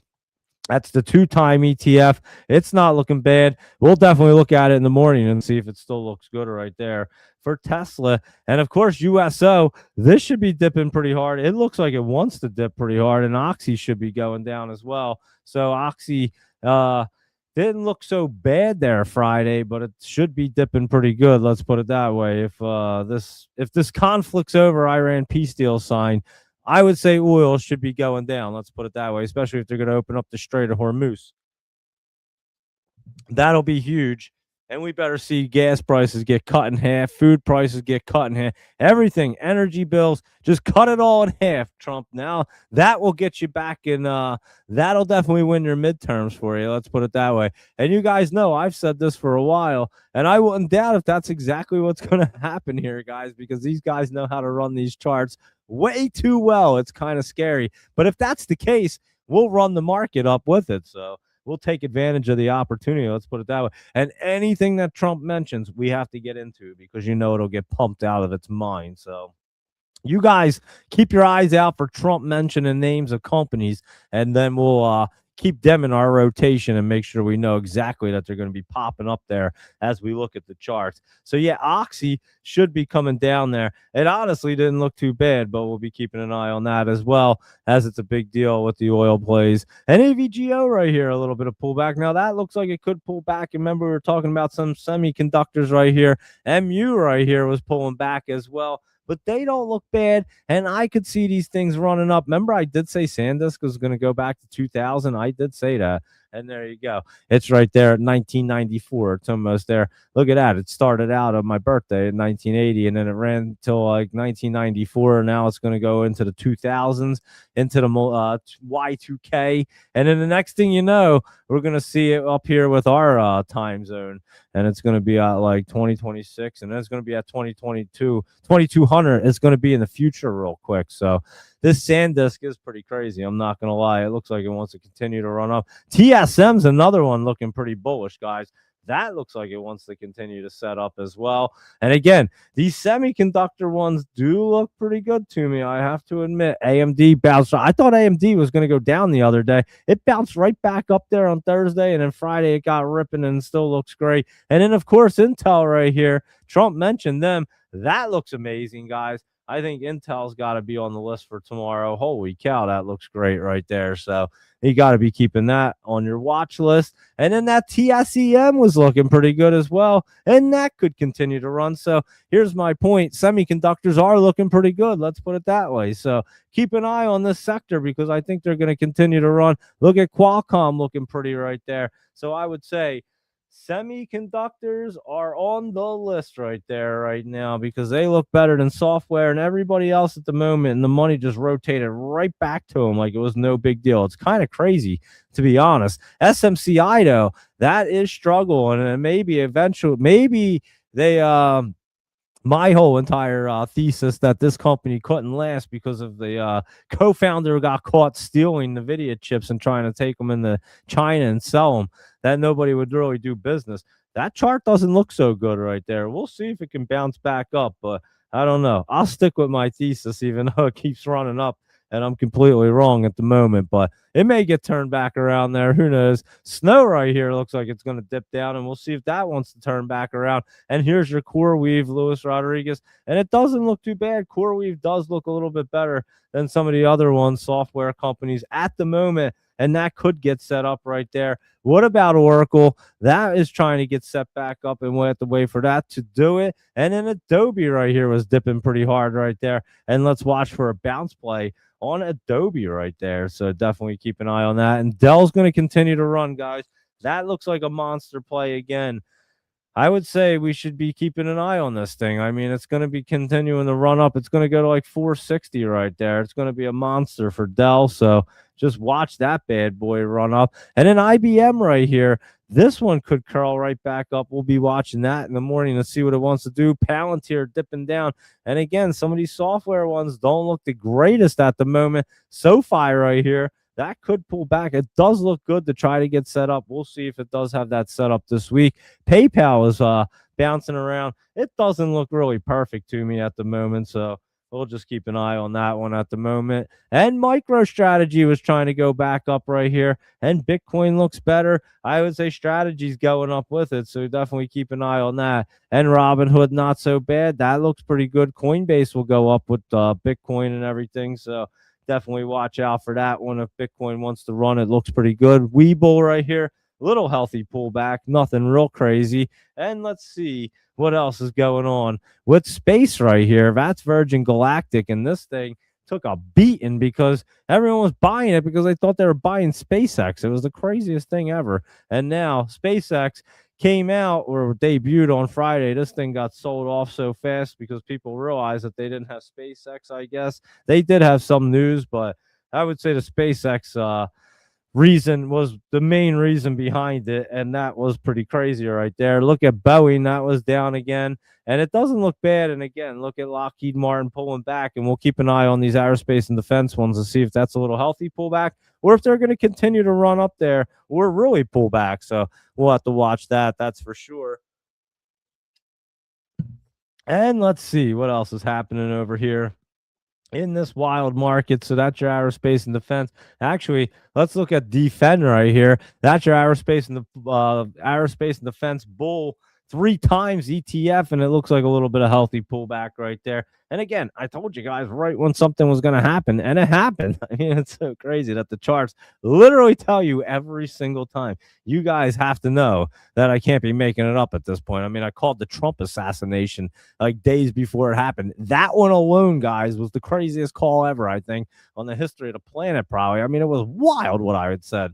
And I just told you the other week that this was going to happen. I've told you this before when Israel was going to bomb people and other things were happening. So, yeah, it clearly jumps out at me. I can clearly tell when something is going to happen in aerospace and defense, which means something in the war or somebody bombing somebody is going down. I mean, it just tells you every single time. It's pretty amazing, but it does tell you every time. And I did play Lockheed Martin. I might have jumped out of it a little bit too early there, but I did have a beautiful hit on that bad boy. And I was just kind of getting out of it, like scaling out of it, because I was like, man, is this thing gonna really hit the target? And it did hit the target and went up even higher, but whatever, it is what it is. I guess you won't go broke if you always lock in profits. I don't think anyone ever got broke by locking in profits, so keep that on your in your slogans and stick to it, because that'll probably help you out sometimes. And yeah, so I would say we'll be keeping an eye on all of that stuff. We already looked at Netflix right there. What was Disney doing, Luis Rodriguez? A little bit of pullback, has some resistance. It looks like it wants to pull back a little bit.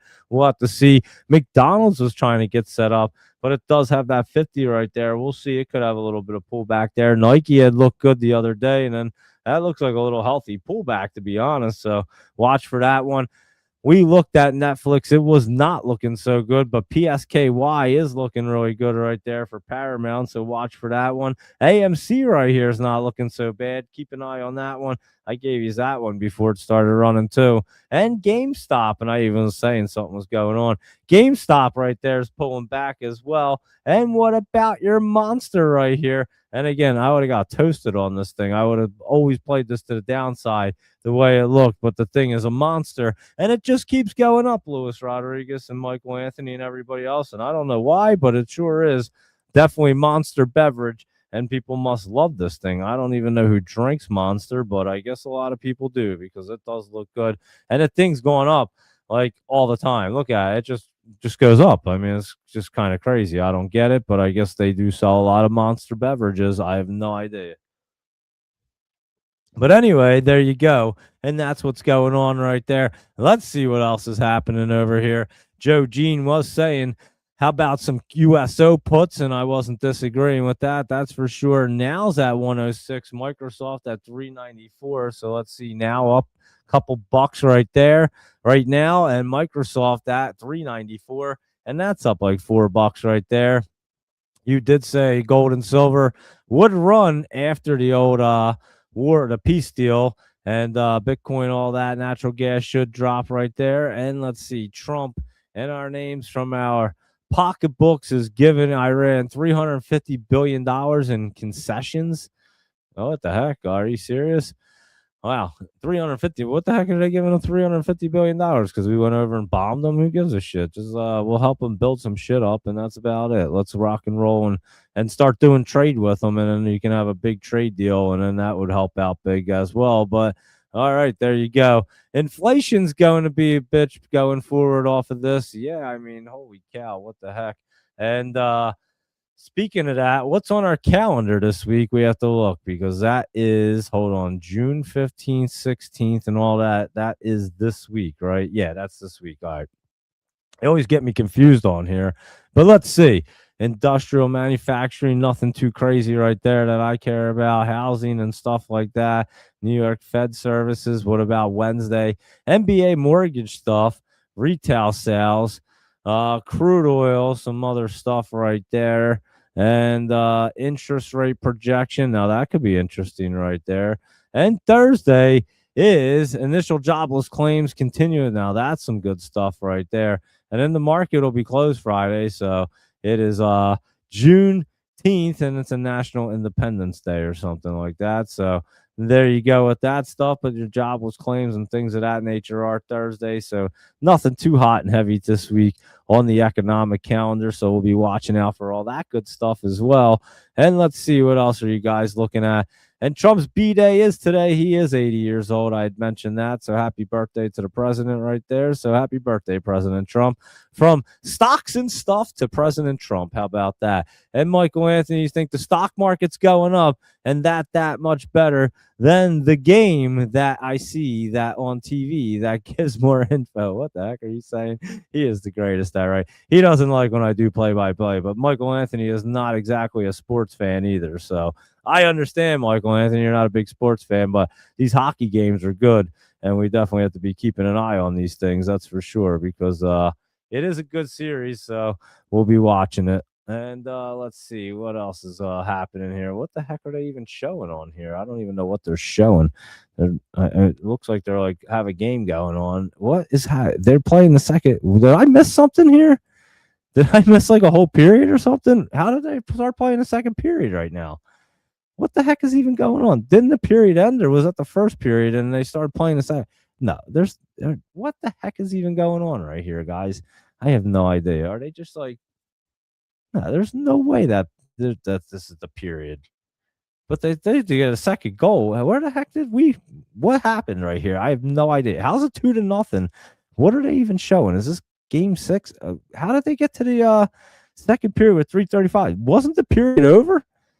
I have no idea, guys. I am so confused right now. I swear that the second period was over, but maybe I was completely wrong. Did they go to like a stoppage and I didn't even know?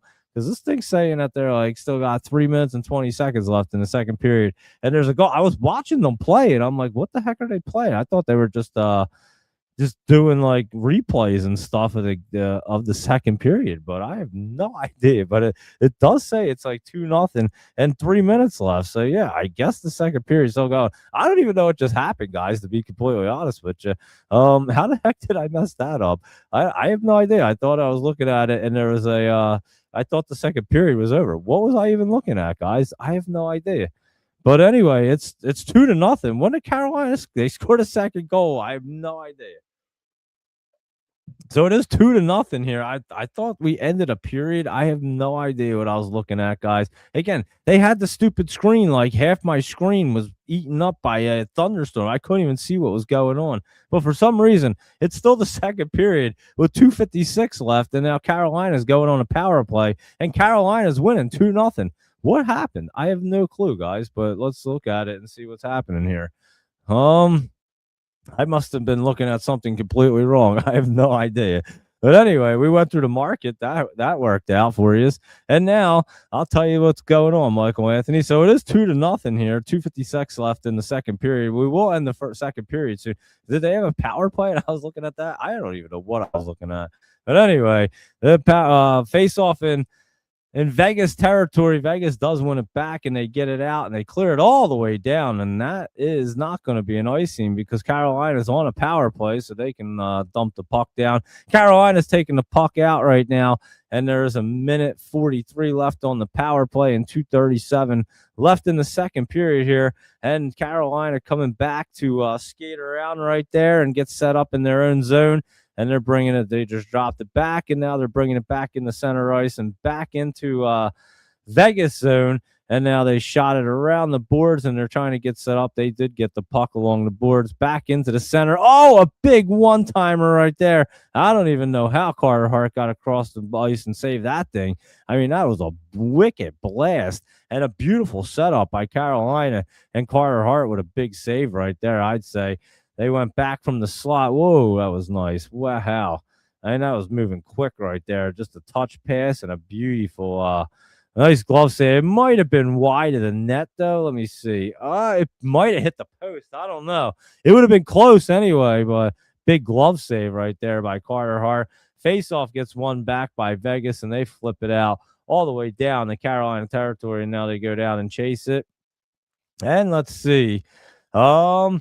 Carolina trying to skate it out, but Vegas they do pickpocket them. They do have the puck. They steal it back, and they're short-handed. They're trying to kill the power play, and now they're passing it. They're coming in. Oh, my goodness. They might have had a short-handed chance to score right there on a nice pass, and and tip, and then the dude from Vegas gets rocked by Carolina on the boards, and Carolina takes the puck right back, and they bring it right back into Vegas territory. Oh, that was almost a really good feed setup right there, and Vegas stops the puck, and they get it out of out of their zone. Carolina comes back there at center ice right now, and they do have the puck, and they do pass it over, and they get back in the Vegas zone, and they actually just shoot it into Carter Hart. Carter Hart tries to flip the puck out, and I think the referee blew the whistle before Carter Hart played the puck, is what it looked like to me. And again, I don't have the sound on, so I don't even know.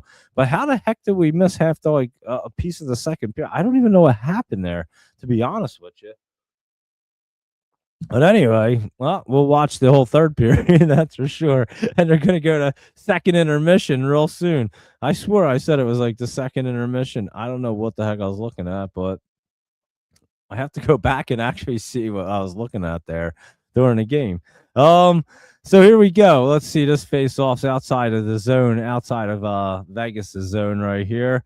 And there is 18 seconds left on the Carolina power play. And they drop the puck. Carolina gets it back to the point. It's at center ice. They dump it in around the boards. Carter Hart comes out to play it, and it's up along the boards. And now in the corners, and Carolina puts on a nice check, and they are still battling along the boards right here. They're just kind of not even doing much, trying to just get the puck moving right here, and they're just kind of hitting the sticks at each other, and 2-on-1. It looked like they were just killing time off, really, and they kind of were. And now it back into the other corner, and they're just kind of ragging the puck in that corner, and there's like 37 seconds left in the second period here, and Vegas ends up with the puck. He flips it up to center ice. He gloves it down and then shoots it into the corner of Carolina, but Carolina's first one in, and they dump it back out, and they get it back in the Vegas zone, but Vegas gets it right out right there. And the puck is at center ice, and now it gets shot back into Carolina or Vegas territory. Carter Hart comes out to play with 10 seconds left in the second period. And let's see, Vegas trying to make one last stab at this bad boy, and they get stopped right there at the blue line, trying to enter the Carolina zone. And that is the end of the second period. What the heck was I looking at before when I said it was the end of the second period? I have no idea, guys. I really have no clue, but that's really the end of the second period right there. And yeah, I looked up and I saw it was like they were playing. I thought they were showing replays, and the next thing I know, I noticed it was 2-0, and I just didn't have a clue what the heck was even going on there. But there you go, everybody. I don't know what we missed, but we missed a goal right there, that's for sure. And it is 2-0 right here. And I swear it was the intermission. I swear I saw these guys on there, unless it was like a whole intermission went by. I really don't know. Was it the first? I really have no clue, guys. Somebody explain to me what happened, but I don't know. Anyway, we have a whole period to kill, right, or a whole intermission right here to kill. I thought we were killing intermission last time, to be honest with you. That's why I was doing the market, and now we're gonna kill another intermission right here. I have no idea what the heck I was looking at, but we'll see what's happening. I guess I should have had this thing up here, and they could have told me it was the end of the second period if I would have looked. And that thing's accurate, so I would have known who scored for Carolina. End of the second period, stoppage. That was play-by-play. I want to see who box score right here. Let's see the box score real quick and see who did score for Carolina. Does it say it like easy, or do I have to like actually look at this thing? This dude scores. No, I have no idea, guys. I'm trying to just see who scored in this game. That's all I really cared about, but it looks like it's way too difficult to figure that out from here. Anyway, there you go. We'll keep it on the game, and we'll know that it's the third period, and I'll call the third period for you guys and let you know. And if Carolina wins right here, guys, guess what? They're hoisting the Stanley Cup, and Wednesday we will not have a Game 7, Michael Anthony. So how about that? And so now we got to kill about 20 minutes in this intermission, and we'll go through the market. We'll see what's going on. We'll do a couple scans and see what else is happening. We can look at crypto and everything else. So here we go. Let's roll. Look at the crypto market looking pretty good right here, I would say. And that Bitcoin curling up. Ethereum was looking good. And the rest of them, Ethereum does look really good right there. Ripple look like it wants to rip as well. Look at that bad boy curling up. So they like the news if there's a peace deal as well. And they have been pulling back, but maybe this is the big rip right here. So crypto looking pretty good at that moment as well. And let's see, our futures are still holding up tight right here. And our Dow is up 0.83%. The S&P is up over 1% right there. Nasdaq's up almost 2% right there. The Russell's up almost 2%. Your Nikki's way up. What is that? 3% over almost 4 euro. These things are ripping, guys. Look at a crude way down, crude oil, Brent down, gas prices, heating oil, natural gas down right there. Cocoa beware is going up right there, and your gold and silver looking pretty good in your futures right there, guys. So definitely be watching that in the morning. It does look like the market should be ripping. This cast right here, Free Cast Broadcasting, that was ripping there Friday, and CUPR, that had a big spike up as well. And UBXG was ripping along VSME. We've talked about that versus media thing. Looks like advertising agencies and some media things were ripping right there for some odd reason. And so is EDHL. And that must have been the sector right there. Look at that FRD right there. That was cruising. That's good old steel. And let's see what our news stories say. Stocks rally, oil declines as on Iran peace deal. U.S. stock futures jump on Iran deal to end war. Japan's Nikkei surges 5%. Shares surge. Oil skids in Asia on Gulf deal. U.S. stock futures jump after U.S. and Iran reach peace deal. And the stock futures jump. Oil prices fall as Trump says U.S. has reached peace deal with Iran. So that is what you're seeing right there, everybody. How crazy is that?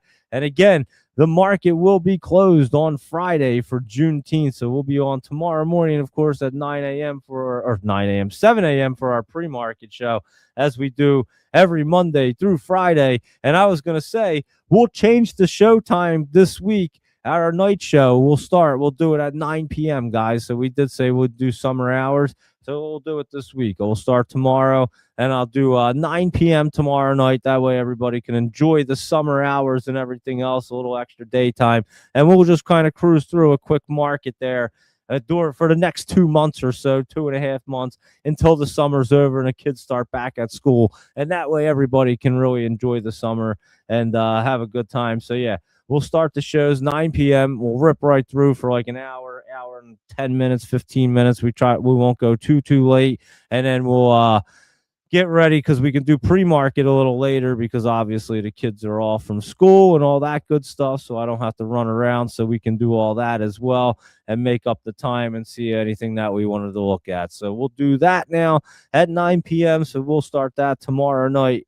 And, so that'll be our stocks and stuff, and that's our night show at 9 p.m. And then, of course, our pre-market show always is at 7 a.m. because we go through the market before anybody else, and then we look and see exactly what's going to happen, and we tell you exactly what's going to happen every day. So tune in at 7 a.m., and you'll find out what the market's going to do. And let's see what else is going on over here. We did look at our list. Do you guys want to look at anything? Laptop Travel had mentioned TSSI. It is not looking bad. He said that's his gift. A lot of his gifts have been really good gifts lately, guys. So keep an eye on that in the morning, that's for sure. And let's see. It was Trump's birthday today. Oh, yeah, the UFC thing's on today. What is that even on? I was looking. Is that like on Paramount or something? I have no idea. Is it even on here? Let me look real quick. I didn't even look I meant to look a little bit ago to see what that was up to. And let me see. I know we have World Cup and all that good jazz. What is it even on? I have no idea, to be completely honest with you. What is the UFC thing on? Is it on? I don't even know what they're streaming it on. To be completely honest, I don't see it on here. And this pretty much picks up like everything. Let me see. Let me see. What is the UFC fight on, Zach? Does anybody even know what they're even broadcasting that thing on? Because I don't even know, to be completely honest. Let's see. Top events, UFC. I know there's a lot of World Cup action going on. Of course, the Hurricanes game right here. FIFA soccer. NCAA baseball. Where is the UFC? I usually have it up. UFC right here. And the thing is with the UFC is there's way too much downtime. I mean, it's just like a crazy amount in between the matches, and a match can last like 2 seconds, and then you got like 2 hours in between. It seems like maybe not that long, but it is kind of crazy. And let's see, what does this one say? Match one is see all. Let's see. We'll go through the matches real quick. How's that? It doesn't even, I don't even know if they started it yet, to be completely honest with you. It looks like Ilya Topuria against Justin somebody in the US. And that's going to be match one. That's a title fight. Alex Pereira and Circle Cerebral Gain. Don't mind my names and reading of my names because I don't know what the hell their names are. And that's match two. And match three is Sean O'Malley. I can read that name.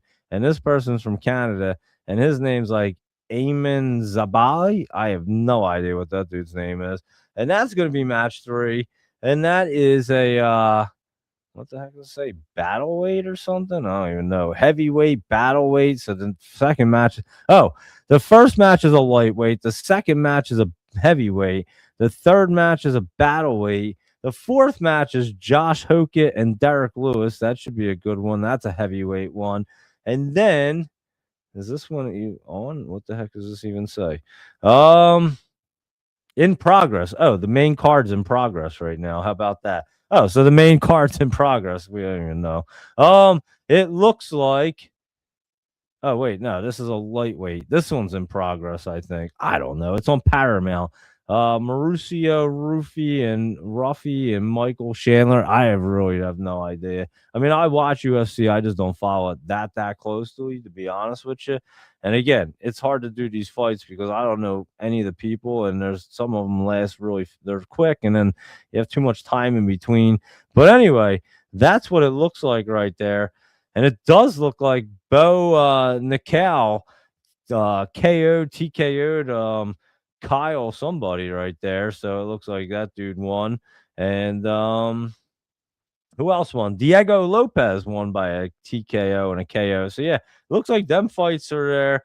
This fight that Marcio, Ruffy, and whatever is in progress. And then I guess you have the rest of the fights. I guess they're going there.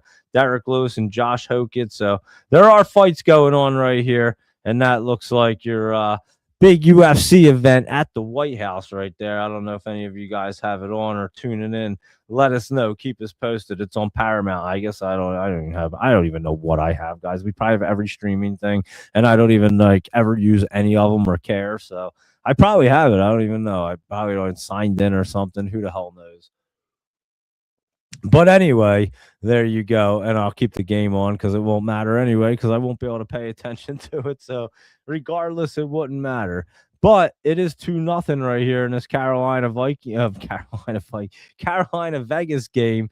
And we'll see if Vegas can come back in this third period, tie it up or win or do something. Because if not, Carolina is going to be hoisting that cup and floating it around there. And they're going to have a hell of a game 6 because they're going to be Stanley Cup champions if they hold off in this third period and don't let up any goals.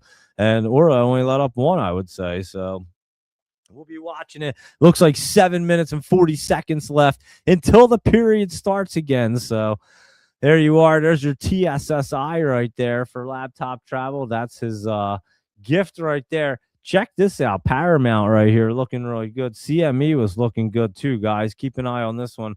I know you've mentioned this one before, Luis Rodriguez, and it is looking pretty good right there. That guy could continue to run for CME. So watch that bad boy right there.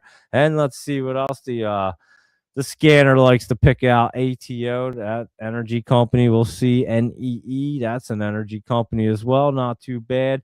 And let's see what else is happening. Excel Energy, another energy company. It looks like energy companies are looking decent. Capital One. Starbucks right here trying to run back up. There's your SanDisk. I told you guys that'll run. Estee Lauder looking pretty good. Let's see. Elf, remember we were looking at these guys. That's Estee Lauder right there. That does look really good. Elf right here was looking pretty good, and Ulta wasn't too bad there for a few days. That did pull back there Friday, but which one did we look at first? Was it Estee Lauder? That looks pretty good to get set up, guys. So Keep an eye on good old EL right there. That's not looking so bad. And let's see, there's your monster. I'm telling you, that thing is a monster right there. How about Verizon right here trying to do something? The hell with that company. They suck. And let's see, IBKR right there, good old interactive brokers. I don't know anyone that even uses them, but somehow it's a publicly traded company and it looks like it's trying to run up right there. So keep an eye on it. Let's see if anything else pops up. What is DSY? That's a big tree. That's a China small cap one. I'm familiar with that one right there. Not sure if anything else is popping up on this one. That's that Solar Edge or Z. Oh, that's Zedge. That's not Solar. We just looked at this the other day. I didn't even know that thing ran like that, but there you go. That got cruising right there. How about this one right here? Is anything going to pop up for us? Let's see real quick. Let's see. That one's trying to run up. Maybe try to run up a little bit more right there. Let's see what else we have here. Let me see. This guy right here, PGR. That's not too great. Starbucks wasn't looking so bad. ACGL, that's all right. WDC, that Western Digital Corp, that one's been running up there and setting up. IRM, that's setting up. Philip Morris right here is getting set up. That's the tobacco company, right? That's looking pretty good for PM. Let's see. Yeah, that's getting set up. Watch for any dip opportunities right there. That could be a good one. PPL, that's all right there. And let me see. PSA, let me see what that's. Public storage. And anything else? Delta right here. Let's see what they're up to. Not too bad at the moment. Anything else catching my eye? Charter Communications on Delta. Let's look at Love and Southwest and stuff because they were trying to set up and run. Look at that thing, Love. That's looking pretty good right there. Delta right here isn't looking so bad either. Has resistance. Love didn't have that resistance, so keep an eye on that. What about your UPS and FedEx? UPS hitting a little resistance right there, and FedEx looking pretty good. It does have resistance as well, but could continue up right there as well. So keep an eye on that one. FedEx and UPS right there. They're two good ones. And what else should we look at? Lowe's and Home. Whoa, what was that? Lowe's and Home Depot. We looked at them. They are trying to get set up right there. They're not looking so bad. And what else do you guys want to look at? Gold and silver, like I said, they're looking a lot better. And if the war is over, I'd say they would look much better right here. I don't know why I can't type anything, but there's that silver right there. And we'll see. It should try to get crawling up a little bit more. How about REMX right here? That one's trying to run up. And again, these critical metal ones are trying to get set up. They're not exactly right there, but they are trying to get there. USAR was running around a little last week, but it did bounce down on Friday, hitting a little bit of resistance. What's this ORBS up to? Maybe that one tries to run, and maybe some of these other ones will try to run. Here's that DJT. That was dipping down pretty good. But maybe if crypto gets moving, your ABTC, that looks pretty curled up right there. American Bitcoin company. That's Trump's Bitcoin company right there. And what about Pew? That's another Trump company as well. And NCPL and that Capital, another one. And PSQH, they got a ton of them. Don't worry.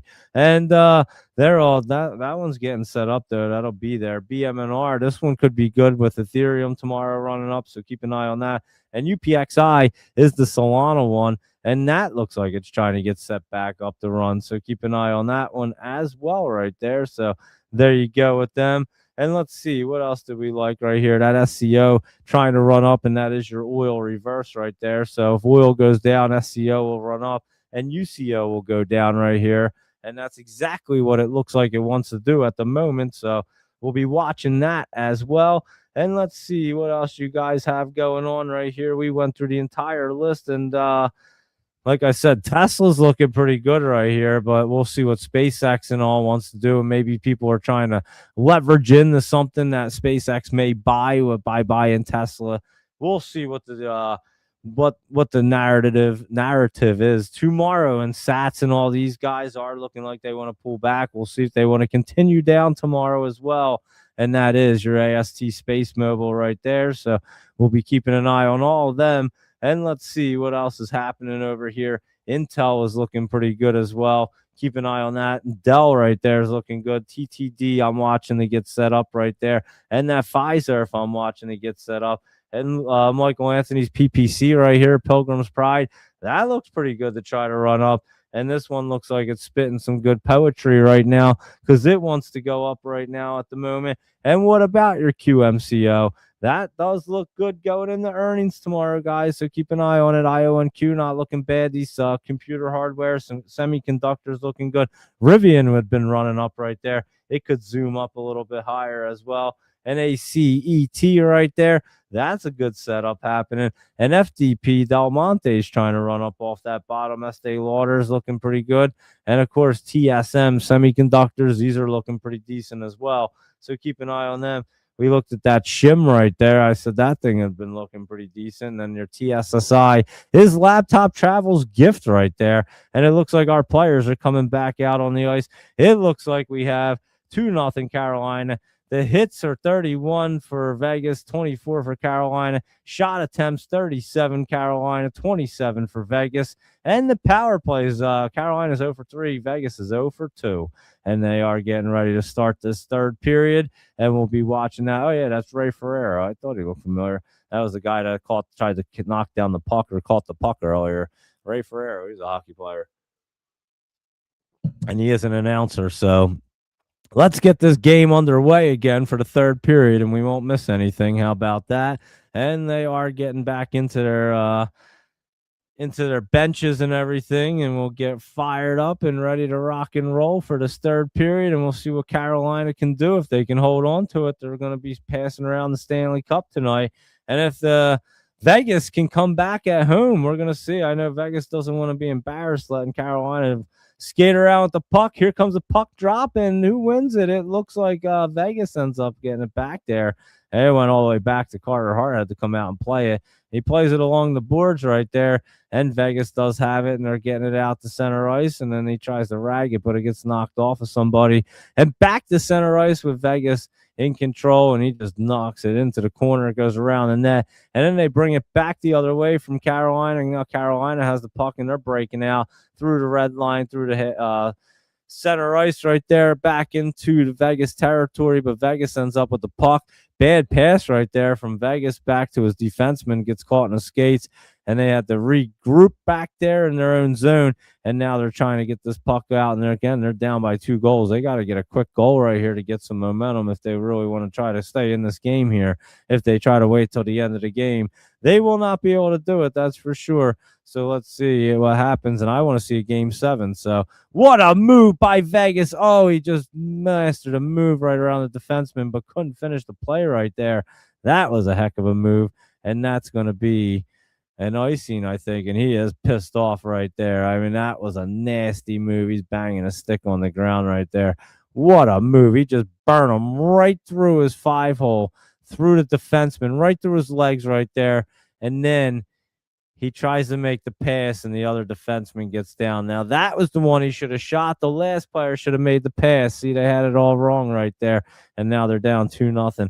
Here's a face-off in Carolina territory. It looks like Carolina won that one. They cleared it out all the way down into Vegas zone, but Vegas defenseman goes back, but he loses an edge and falls on the ice, but he gets up and plays the puck all the way back down, and there's no icing or anything.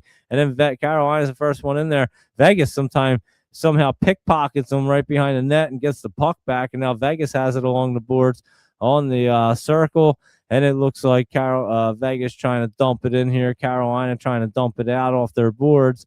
And let's see, they get it out, and Vegas has the puck, and they're passing it back, and he has it in his zone. He passes it up. It's no icing right there. They touched it off, and so Vegas trying to get it in Carolina's territory, but Carolina just bangs it out to center ice, and then Vegas knocks it in all the way around the boards behind the net, and now Carolina's defensemen are having a catch behind the net, and then Carolina dumps it all the way in, and they're in there first, so if it was icing, it had to have been wiped off, but I don't know if they even called it.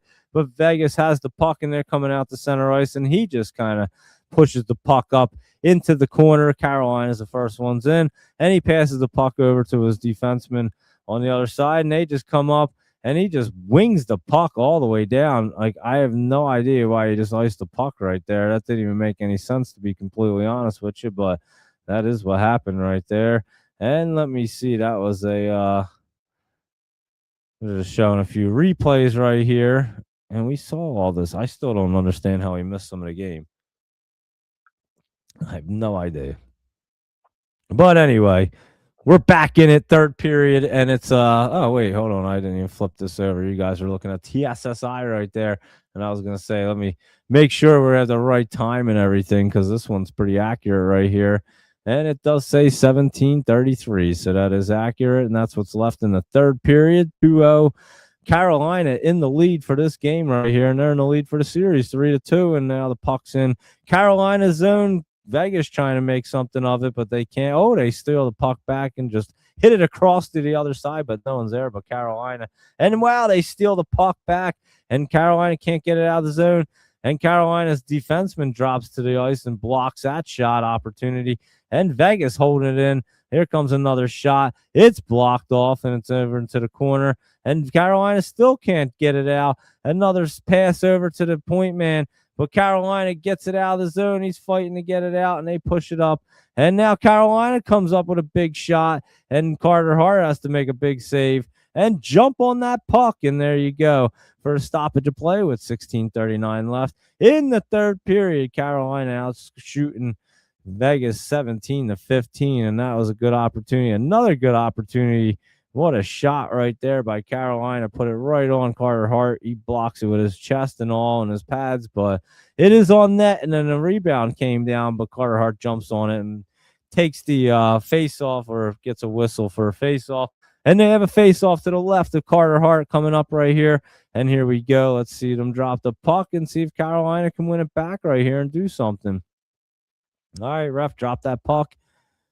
Here we go. And they drop it, and it looks like it was like kind of right there. Carolina ends up with the puck, and he passes it over and back behind the net. Now Vegas has the puck, and he backhands it up, and he tries to get a cherry picker right there.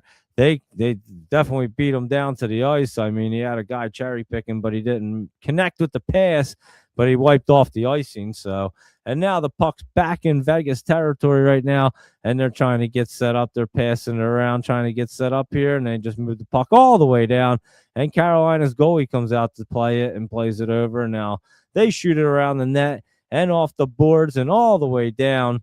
And that should be an icing on Carolina right there. So with 15:59 left in this third period right here, we are 2-0. It is Carolina in the lead, and we are coming back down the Carolina zone for a icing face-off. So we keep you posted on that one there, Michael Anthony. So here we go. Let's see, 15:59 left, and face off Carolina zone to the right of the goalie. Let's see if the Vegas Knights can win it back and do something here. They do not win it. Carolina wins that face off, and they clear the puck out. And Vegas Knights have it in their zone, and they dump it out to the red line to mid-court, center ice. And then the puck's all the way dumped back into Carolina territory. They dump it back out. Now Vegas has control of it, and they're trying to take it back into Carolina territory, into the corner right there. And let's see, Carolina somehow ends up with that puck, and they flip it all the way down. That Golden Knights player plays it, and then they are just kind of passing it around right now. It's going back and forth. It's almost like a ping pong match right here. And there's Vegas just making big passes back and forth. They're trying to get a line change, and that was a missed pass right there. And Carolina has the puck. They shoot it right back into the corner. And now another one. I don't know what's going on. This puck's all over the place. And Vegas is just like passing the puck all sloppy. And Carolina's going to end up getting another chance to put a point on the board if they keep doing that. But Carolina has the puck down in their territory, and now they just pass it all the way down, and that's got to be an icing, right? It's almost like he just iced the puck on purpose. I don't even get it, but we'll see what happens with that. And somebody looks like they're hurting out there on Carolina's team, and the doctor's over there trying to check him out and see what's going on. He looks like he's in some pain right now. I don't know exactly what happened to number 22. But he'll play right through it. It's not a big deal. And we have a face-off at center ice for some reason. I don't know why, but we do. And there you go. Carolina with the win. They win it back. They shoot it back into Vegas territory, into the corner. Vegas has the puck. They're coming out with it to center ice. and Carolina kind of just knocks it away from them, but they get it back and they shoot it back into Carolina territory, but Carolina has control of it, and he just flips it all the way down. The guy gloves it down and backhands it over to his teammate, and then it goes into the corner right there, and the Vegas Knights have the puck at the moment, and we'll see if they can get it. Oh, that was a nice play by Carolina. He steps up and keeps that puck in the Vegas zone there, but everybody goes back for a line change, so they're all just kind of getting set up. Vegas smacks the puck off the boards, and Carolina just comes up and steals that one, flips it right in, and then there's no icing or anything. And now Vegas trying to get the puck and trying to get into Carolina territory. There they go. They knock it into the goaltender. The goalie throws it back out in the play, and then it bounces right back into the goalie, and now he covers it up for a face-off, and you have some pushing and shoving going on, and people grabbing each other and just being little hockey players and doing their thing. So there you go with that one. And yeah, we'll see if they're going to a commercial break, I think, right here. Let's see if they are. I think they're going to be going to a commercial break, and it looks like, yes, I are. So that's what they're doing at the moment. And there is 13:43 left in this third period, so we will be back at that one when they get back. Here's what is going on right here. That's your Yahoo Sports right there, actually. And TSSI, like I said, Laptop Travels, little gift for you guys right there. And let me see if you guys, I don't see anything else that you guys want to look at. Let's see if any, I'll go and look and see what's trending here. Well, Luis Rodriguez, you posted some pictures of the old UFC fight or whatever right there. So thank you very much for that. I appreciate it. And let me see what else is going on over here, guys. Let me take a look and see what else we have trending on Stock Twits. Let me go over and take a quick peek over there. I looked at it before the show, and I obviously forget what the heck they had on there. So let me see what we can talk about. Netflix down, SpaceX up, Paramount up. What's Keel right here? I don't know what Keel is, but we'll have to look at it. That's for sure. Keel Infrastructure right here, and that's an interesting one. It doesn't jump out at me like it's doing anything crazy. SQQs are down. DJT is way down right there for some odd reason. I don't know what was going on there. Besides, it's a Trump company, but SPCL. Let's see. That's that Defiant Space 2 times. Look at that thing. How the heck? That's the Dowie chart. It's already running. So this is like a space Dowie space ETF right here trying to run. So you keep an eye on that one. Galaxy running up some more tonight as well. That one's been looking pretty good. Yeah, Galaxy not looking so bad. All right, we're getting back to it here. Let's cruise through our game and let's get over our see what's going to happen here. So let me see. I got to see what the time is. I can't read it on there. 13:43. Now I can say it. 13:43 left in the third period. Let's see. 2-0 Carolina. Face off in Carolina territory. The Vegas Knights have it back at the point. He does pass it up to the circle, and they try to get a shot, but Carolina just blocks that one. Now Carolina coming back down into that. Oh, he just burns the goal. He comes in on Carter Hart, makes a nice shot. Carter Hart, nice save right there. And now Carolina applying the pressure, trying to get that third goal and putting it out of reach if they can, I would think. I guess nothing's out of reach, but there's only 13 minutes left. Oh, a nifty stick hand on there by Vegas, but he cannot beat everybody. And Carolina steals the puck away. They do have it in their own territory, and they're getting it out, and they dump it into Vegas Knights zone. And Carolina's guy goes zooming in there. He goes flying into the corner and gets that puck. But now Vegas has it, and they're trying to skate it up right here. And Vegas gets knocked down. I think we're going to have a no, it was an offsides, I guess. And now Vegas trying to get set up there in the slot. And no, he doesn't. He whiffs on the shot. Good defense by Carolina.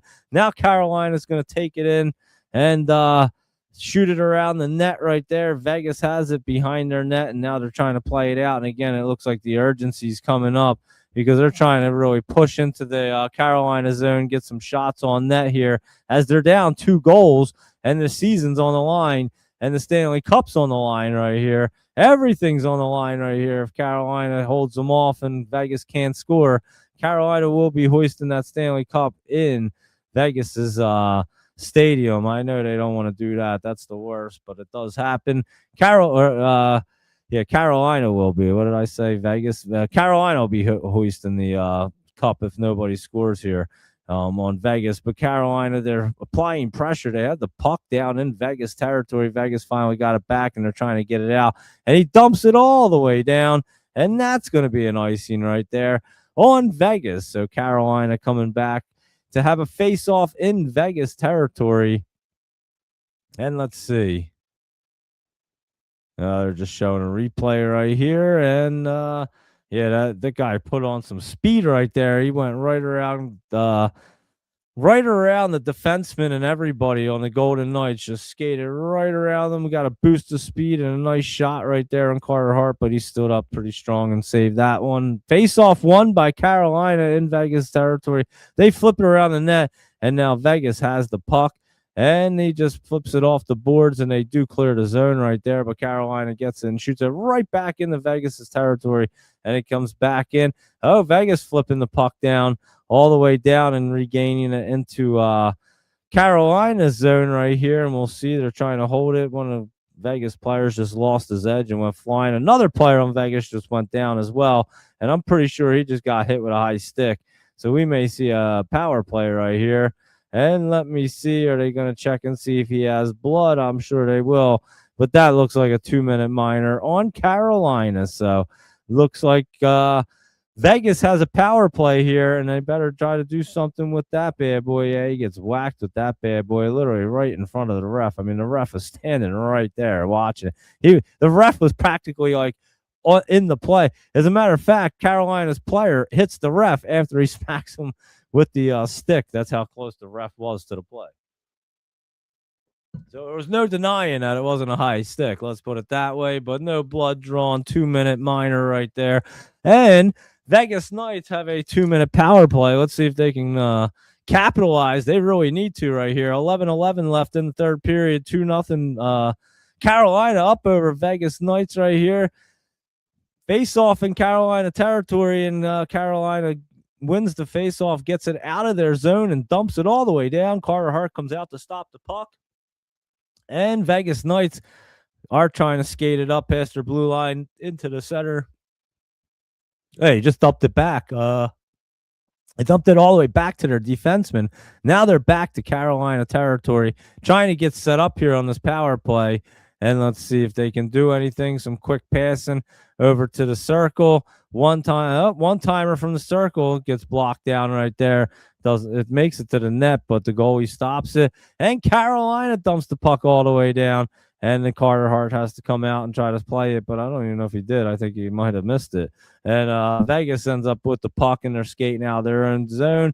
Back to the red line. He drops the puck back off, and now he's skating in to the blue line, passing it around, trying to get set up right here. Let's see if Vegas can get set up. Like I said, they really need a goal right here if they want to stay in this game and have a shot at winning the Stanley Cup in a possible Game 7. They do have the puck, shorthanded, trying to skate in right here, coming around the net, feeding somebody in the circle. One-timer right there. Oh, what a save. Oh, my goodness, what a feed. And Vegas really trying to apply the pressure right here, get set up with some good opportunities, and try to really get somebody fed and a one-timer to the perfect person. They're trying it right here, and he just got whiffed on that pass. Somehow Vegas keeps the puck in. Oh, my goodness, what a scramble. If they score right here, this is going to be insane. Holy cow, guys. I don't know how they just missed that. That might have been the most insane thing I ever saw. I'm going to say Carolina's winning the Stanley Cup after they just stopped all that. Holy mackerel. You should have seen the save that the Vegas kept the puck in, and then they had a 2-on-0, and Vegas Knights guy fires the puck over the net and misses it completely, and then it's out of play, and that was the chance that they needed. I mean, holy cow. He feeds them back, one-times it. The goalie's diving. Oh, it hit the post. Oh, it hit the crossbar. Wow. It hit the crossbar and goes out of play. Holy cow, that was so close right there.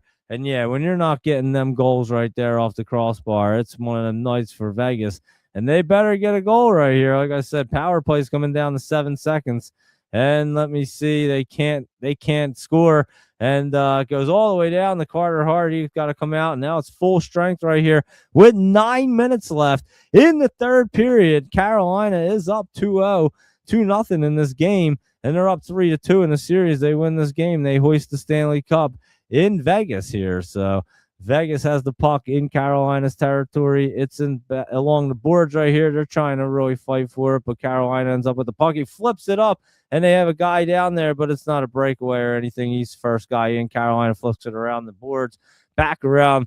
And oh, that's a bad pass by Vegas. Carolina gets a shot off, rebound comes out, but Vegas somehow gets it. But that's a bad sloppy pass too, and Vegas is trying, and he misses the puck. He loses it again. Carter Hart comes out to stop it, and now they're trying to regroup back here. They have 8 minutes left and 20 seconds in this third period, and Vegas Knights shoot the puck all the way down, and they don't even get it. So Carolina has some time to kill off, and they're coming up. They shoot it in around the boards, around the net, and back into the corner.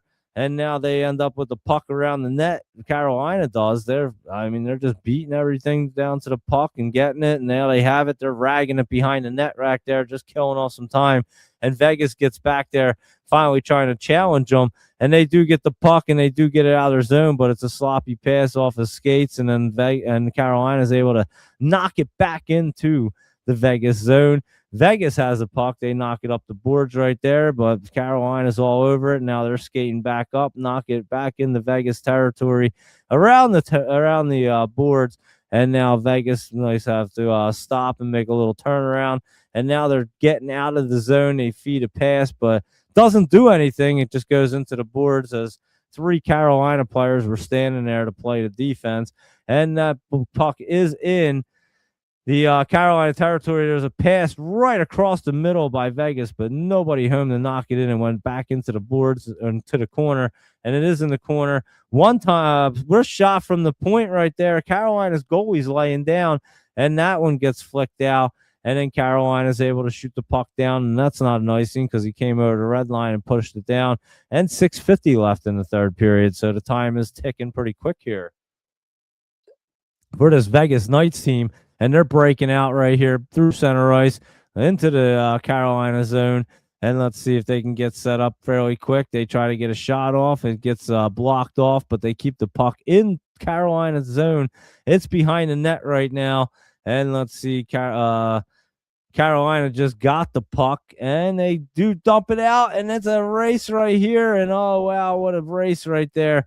It could have been a breakaway, but Vegas beats kind of, I would say, ties them up going to the puck, we'll say, and then they end up hitting them. But there is an icing call right there, and it is coming back down into Vegas territory. So they need to get it into Carolina territory and get some goals on the board, or they are not going to be around much longer, because the series will be over soon if Vegas can't score at least 2 goals to tie it up and try to get it into overtime here. 6 minutes and 10 seconds left in the third period.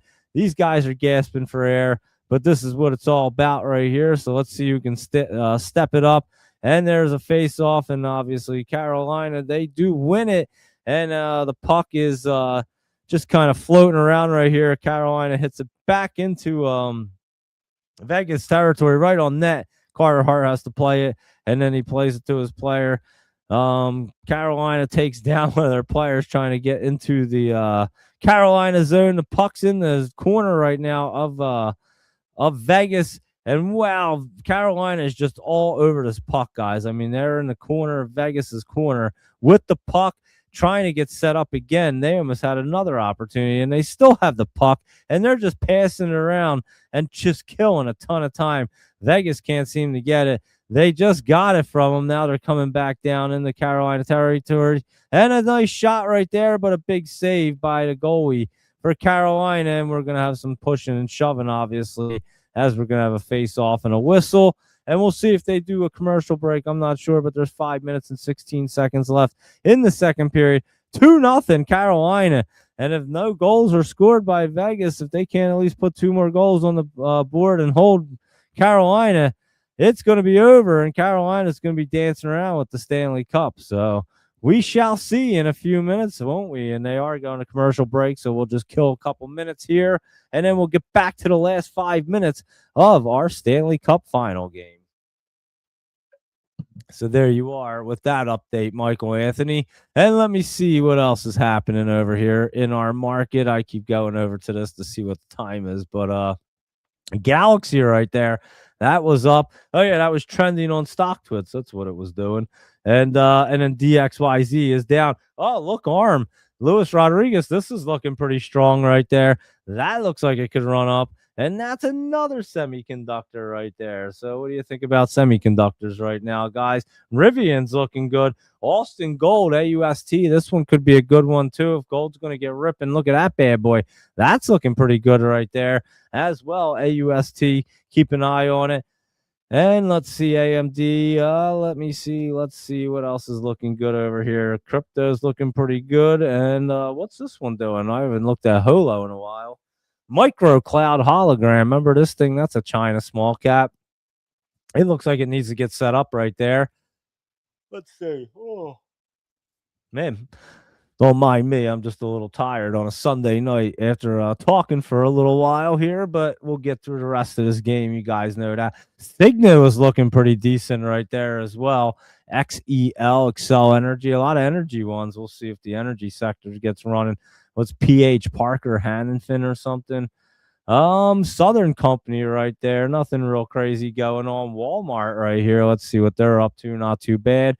And our game is coming back. Oh, and they're unlocking the Stanley Cup out of the case. He's bringing it out right now. The guy that always handles the Stanley Cup. He's putting it on the big table with his white gloves on. He's going to get it all ready. Because if nobody scores for Vegas right here, Carolina is going to be hoisting that the greatest trophy in all of sports right there, that Stanley's Cup, and it's awesome, I'll tell you that. So let's see if Vegas can get some goals on the board. I just want to see a Game 7 do play-by-play one more time on Wednesday night. Would be fun. Here comes our face-off in Carolina territory. Let's see if the Golden Knights can do something here. And it's just kind of sitting right there. It's getting bounced around, and Carolina ends up winning, flicking it up in the air. Vegas Knights have to play with his glove. He brings it down, and they do have control of the puck right now. They do shoot it into Carolina territory. I might assume they may try to pull this goalie soon, and that might be dangerous, though, because if Carolina can get one goal on there, if they pull the goalie, it'll be definitely over. So it's one of them fine lines to walk right here. You're down by 2 goals. You can't give up another one or it's over. You need an extra player to try to score, but you can't give up that goal. And I would say it's a little risky this early right here, but I do think you will see the goaltender getting pulled relatively soon. And let's see if anything, they're showing some fight from back in the day, but face off in Carolina territory. And the Vegas Knights do win it back. They got it back to the point. The other point man, he takes a shot right there. If saved by Carolina goalie, Vegas Knights trying to get it. They do keep it into the Carolina zone. And they do get the puck up near the net, but Carolina dumps it out. They flip it up, and obviously they have to play with the glove. Vegas Knights guy plays it with a glove, brings it down. They bring it back into Carolina territory. Oh, he tries to feed too many passes right there for Vegas Knights. And did they pull the goal? No, they didn't pull the goalie. I was going to say that would have been dangerous. There's 4 minutes and 17 seconds left, and Vegas has the puck. They're trying to come out of their zone. He feeds them a pass right there. And that should be an icing call. He misses that pass completely. He tries to feed him a pass. He misses it. It goes down for icing, and they have to come back and have a face-off in their zone. So, wow, a little bit too much passing going on right there. They need to start really getting some shots on net right here. I know they're trying to get the perfect feed. They just got to fire some shots and get some rebounds. 4:10 left in the third period, guys. And let's see if face-offs in Vegas territory. And I'm pretty sure. Let's see. Ref drops the puck right here. Let's see who's going to win it. Vegas wins that one back cleanly. And they are just pushing the puck right out of their zone through the red line. through center ice, dropping the puck, trying to get something to going, but they just can't. They're like trying to pass the buck way too much, and they're not getting shots off. They got to get some shots on net right here. And there is less than 4 minutes left in this third period right here. Vegas under pressure right now. They got to get some goals. They got to get some shots. Let's put it that way. They can't even do that right now. He just fired a shot. It gets blocked off. And Carolina dumps it all the way around. And, oh, man, it was almost a one-on-one, like a loose play right there, but it does get knocked down. Vegas Knights have it. 3 minutes and 27 seconds left. Vegas Knights trying to get set up, and Carolina applying the pressure now. And let's see, they just gave up a pass. Carolina dumps it right back into Vegas territory. Carolina just sitting back playing some defense. They know all they have to do is hold them right here. Burn out 3 minutes, and they're hoisting the Stanley Cup, and they're going to be happy. So here comes Vegas. Their goalie's coming out of net right here. They're going to bring the extra attacker out here with 2 minutes and 57 seconds left. They have some playing going on by the net. They do have their extra attacker out there. A shot gets blocked by Carolina. Can he get a shot off? He cannot. Vegas gets back there, and they have the puck in their territory. Gets it up to center ice, loses the puck. Carolina fighting for that puck. They do dump it down into Vegas territory. Vegas has it at center ice. They flip it in towards the goalie. They go into the corner. Big hit right there on Carolina. And Vegas, good big shot right there. Oh, he can't score. Oh, my goodness. What a save. And if you're not going to score on that goal right there, again, you're just not scoring, because holy cow, they've had the opportunities. Carolina's goalie coming up huge tonight. So is the crossbar, but that was a huge save right there, guys, by Carolina's goalie to keep it a shutout at 2-0. That should have been, oh, man, it gets a good shot off right there.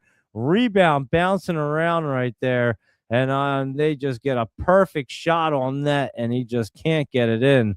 And number 48 having a rough time. And that Carolina goalie is on fire tonight. I think they keep showing his family, because they're going crazy. So they are going to a commercial break. Oh, I didn't even flip it back. You guys are looking at Walmart. How about that? But anyway, they are, let's see how much time was left real quick. Let me just see that real fast. Not much time left here. 2 minutes and 21 seconds, guys. We might see Carolina hoist the Stanley Cup in this game, guys. Holy cow. This is getting crazy. Vegas Knights have to score 2 goals, Zach, in order to just tie it to send it into overtime. I'm not saying it's impossible, but they better get a goal real quick right here, and then another one real quick. So we'll see. We have our Toy Story 5 commercial on right now that I'm watching. If you guys are going to be taking the kiddies to that soon, I think that opens up soon. I keep seeing commercials for it or something. But anyway, AT&T connecting changes everything, and that is Toy Story 5. June 19th, it comes out pretty soon. How about that? And let's see, this is Prize Picks, and I'm not sure what that is, but just some commercials on TV. And let's see, let's get back to this game. 2 minutes and 21 seconds left. We can't keep this suspense going right here. We have to see if the Golden Knights are they going to get shut out at home on Game 6 and let Carolina hoist the cup. That'll be crazy. Remember what I said? Whoever won the Carolina-Philadelphia series was going to win the cup. Did I not say that back then, guys? It's looking pretty good for that. I wanted Vegas to win because I want to see Carter Hart win it. There's the guy. He's brushing off the old Stanley Cup, cleaning it with his white cloth and making it look pretty. And there is 2 minutes and 21 seconds left in this third period. Face-off right here in Carolina territory. Vegas pulls the goalie. Carolina wins the face-off back. They try to shoot it down all the way down. They got a guy cherry picking right there, and he is offsides. I think it was an empty net. I think he had a foot in there before he got to the puck. Looks like he was offsides to me. I'd have to guess. So they blew the whistle. 2:14 left, empty net. They're going to have to put their goalie back in. No, face-off. What was it, an icing? I have no idea what they even called that, but face-off back in Carolina terror zone right here, and it is to the right of the goaltender, and Vegas wins it back. They just haven't been able to take like a quick shot off of the face-offs or anything, And there's a shot right there, and they just can't get it through to the goalie right here. And this Vegas trying to put pressure, obviously, with less than 2 minutes left. Another shot right there. It's laying right there. The puck was, and nobody could knock it in for Vegas. Another opportunity over to a point man. One-timer. Oh, my goodness. The puck, the goalie's down, open net. They still can't score right there. The puck just keeps going right through the crease. They have a million chances right here. A minute 35, back to the slot, back to the circle. One-timer gets blocked down. It looks like Carolina's players are a little bit tired here, and that's going to be an icing, I say. And holy cow, 1 minute and 25 seconds left. This goalie is putting on a display right here. I'd say he wants a Stanley Cup. Holy cow. That puck was like perfectly fed right into the slot. And I mean, oh my goodness, he just didn't get a stick on it all the way. That's what happened. I mean, that was perfect right there. And that was a big save, too, by the goalie. I would give him that a lot of credit. The Vegas Knights still have an empty net right now. It looks like Carolina's going to call a timeout to get a breather because they had an icing call, and they can't change their players up. 1 minute and 25 seconds left. Golden Knights trying to get a plan together. They got to score 2 goals here, or they're about to lose the series and the Stanley Cup to Carolina. Let's see what happens here. They are in a timeout. They're trying to figure this out, and we'll see when they get back into action. I'll let you guys know. Holy cow, what a game, what a series, huh, guys, I would say. And let me see. A minute 25, 22 shots for the Vegas Knights, 21 shots for Carolina. Empty net right now for Vegas Knights. They have 6 guys out there, and they're trying to get this goal so they can be 1 goal. They got to get 2 goals here. We've seen crazier things happen in hockey in the sport, so let's see. They do have a face-off in Carolina territory. If they can win it back cleanly, get a clean shot off, they could knock one down right there, but they don't win the face-off back. Carolina gets it back behind their net. They do get it dumped out, and Carolina dumps it out. Vegas Knights do have it, and I'm assuming that they're going to be pulling their goalie up. They pulled him. Oh, he's already pulled. That's right. They had the face-off down here. He's already pulled. And there's another face-off coming, and I'm not sure exactly what this is for, but I don't know if it's deep in the zone or if it's coming outside of Carolina zone. I didn't see what they blew the whistle for, to be honest with you. And there they keep showing Brandon Boosie's family, and that must be the Carolina goalie right there. It must be Brandon Boosie because they keep showing his family. And he's having a hell of a game. I'm telling you that, guys. I mean, this guy is on fire. They had a face-off at center ice right there. Carolina, oh, he just shot it, and he scores a goal. Carolina just scored a 3rd goal. Empty netter. He just blasts one in off the face-off right there, and I'm going to say Carolina's about to win the Stanley Cup. It's 3-0 in the 3rd period with a minute 8 left, and I'm going to say that is the icing on the cake right there. Number 27 with a big goal. 3-0 Carolina. They shutting out Vegas Knights right here at home. Minute 8. It's going to be tough to score 3 goals. And Vegas had the puck, and they just bad passing, and this dude just fires it in. And, yeah, that was a wrap. That's the game right there, guys. That is the game. I would say Carolina is going to win the Stanley Cup. They're going to be bringing that Stanley Cup out right now. We're not going to do a game 7 on Wednesday night. It doesn't look like. There's only a minute left in this 3rd period right now. There's 1 minute left right here. And Vegas trying to do something. They're down 3 goals, trying to make shots, trying not to get shut out at home, and trying to just do something here. And Carolina, all they got to do is kill off a minute, and they are the Stanley Cup champions, and it looks like they're about to do it. They clear the puck all the way down. And Vegas Knights do put their goalie back in because, again, it's pointless and you don't want to be down 4-0. So Vegas Knights just trying to do something, but, again, they just shoot the puck in, and I think they know they don't stand a chance to get 3 goals right now. Carolina just kind of just took a shot on that. I was surprised he didn't try to take it into the corner and rag it, but there you go. They're just flipping the puck around, to be honest with you. I think Golden Knights know it's basically over right here. and there's only 10 seconds left, and they flip it into the corner. And that's a wrap right there, guys. They're just going to let Carolina win the Stanley Cup right there. And there you go. 1 second. There you go. Carolina is your Stanley Cup champions, guys. They're throwing gloves off. They're dancing around. They are happy. And they are the NHL Stanley Cup champions right there. That goaltender had a hell of a game, I'll tell you that. The Vegas Knights had plenty of opportunities. They had a lot of big chances to score in this game, and they just couldn't find the back of the net right there. And Carolina Hurricanes are your 2026 NHL Stanley Cup champions. Congratulations, Hurricanes, and all your Carolina fans right there. Good series, good game.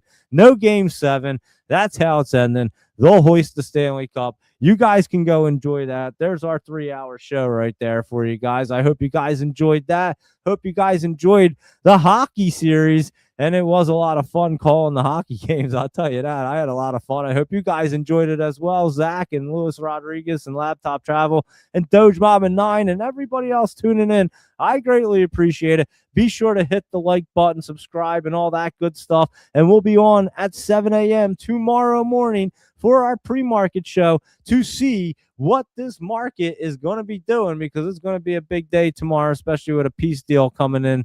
And it sounds like that's going to be happening. The market should be green, and we'll see these guys, Carolina, go carry the Stanley Cup around and have a big party right there. So you guys enjoy that. Enjoy the rest of your weekend, your Sunday night. I'll see you guys in the morning. Thanks again. All information presented here is for educational and informational purposes only, non-intended financial advice. So always do your due diligence, and I'll catch you guys at 7 a.m. So be sure to tune in. We'll see what the market's doing. We'll find our best opportunities, and we'll nail them tomorrow. Until then, you enjoy the night. Go watch the rest of this game. Well, not the game. Go watch the Carolina go hoist the Stanley Cup and have a good time. So I'll see you guys in the morning, and enjoy the rest of your evening, everybody. And thanks again for tuning in. I'll see you at 7 a.m.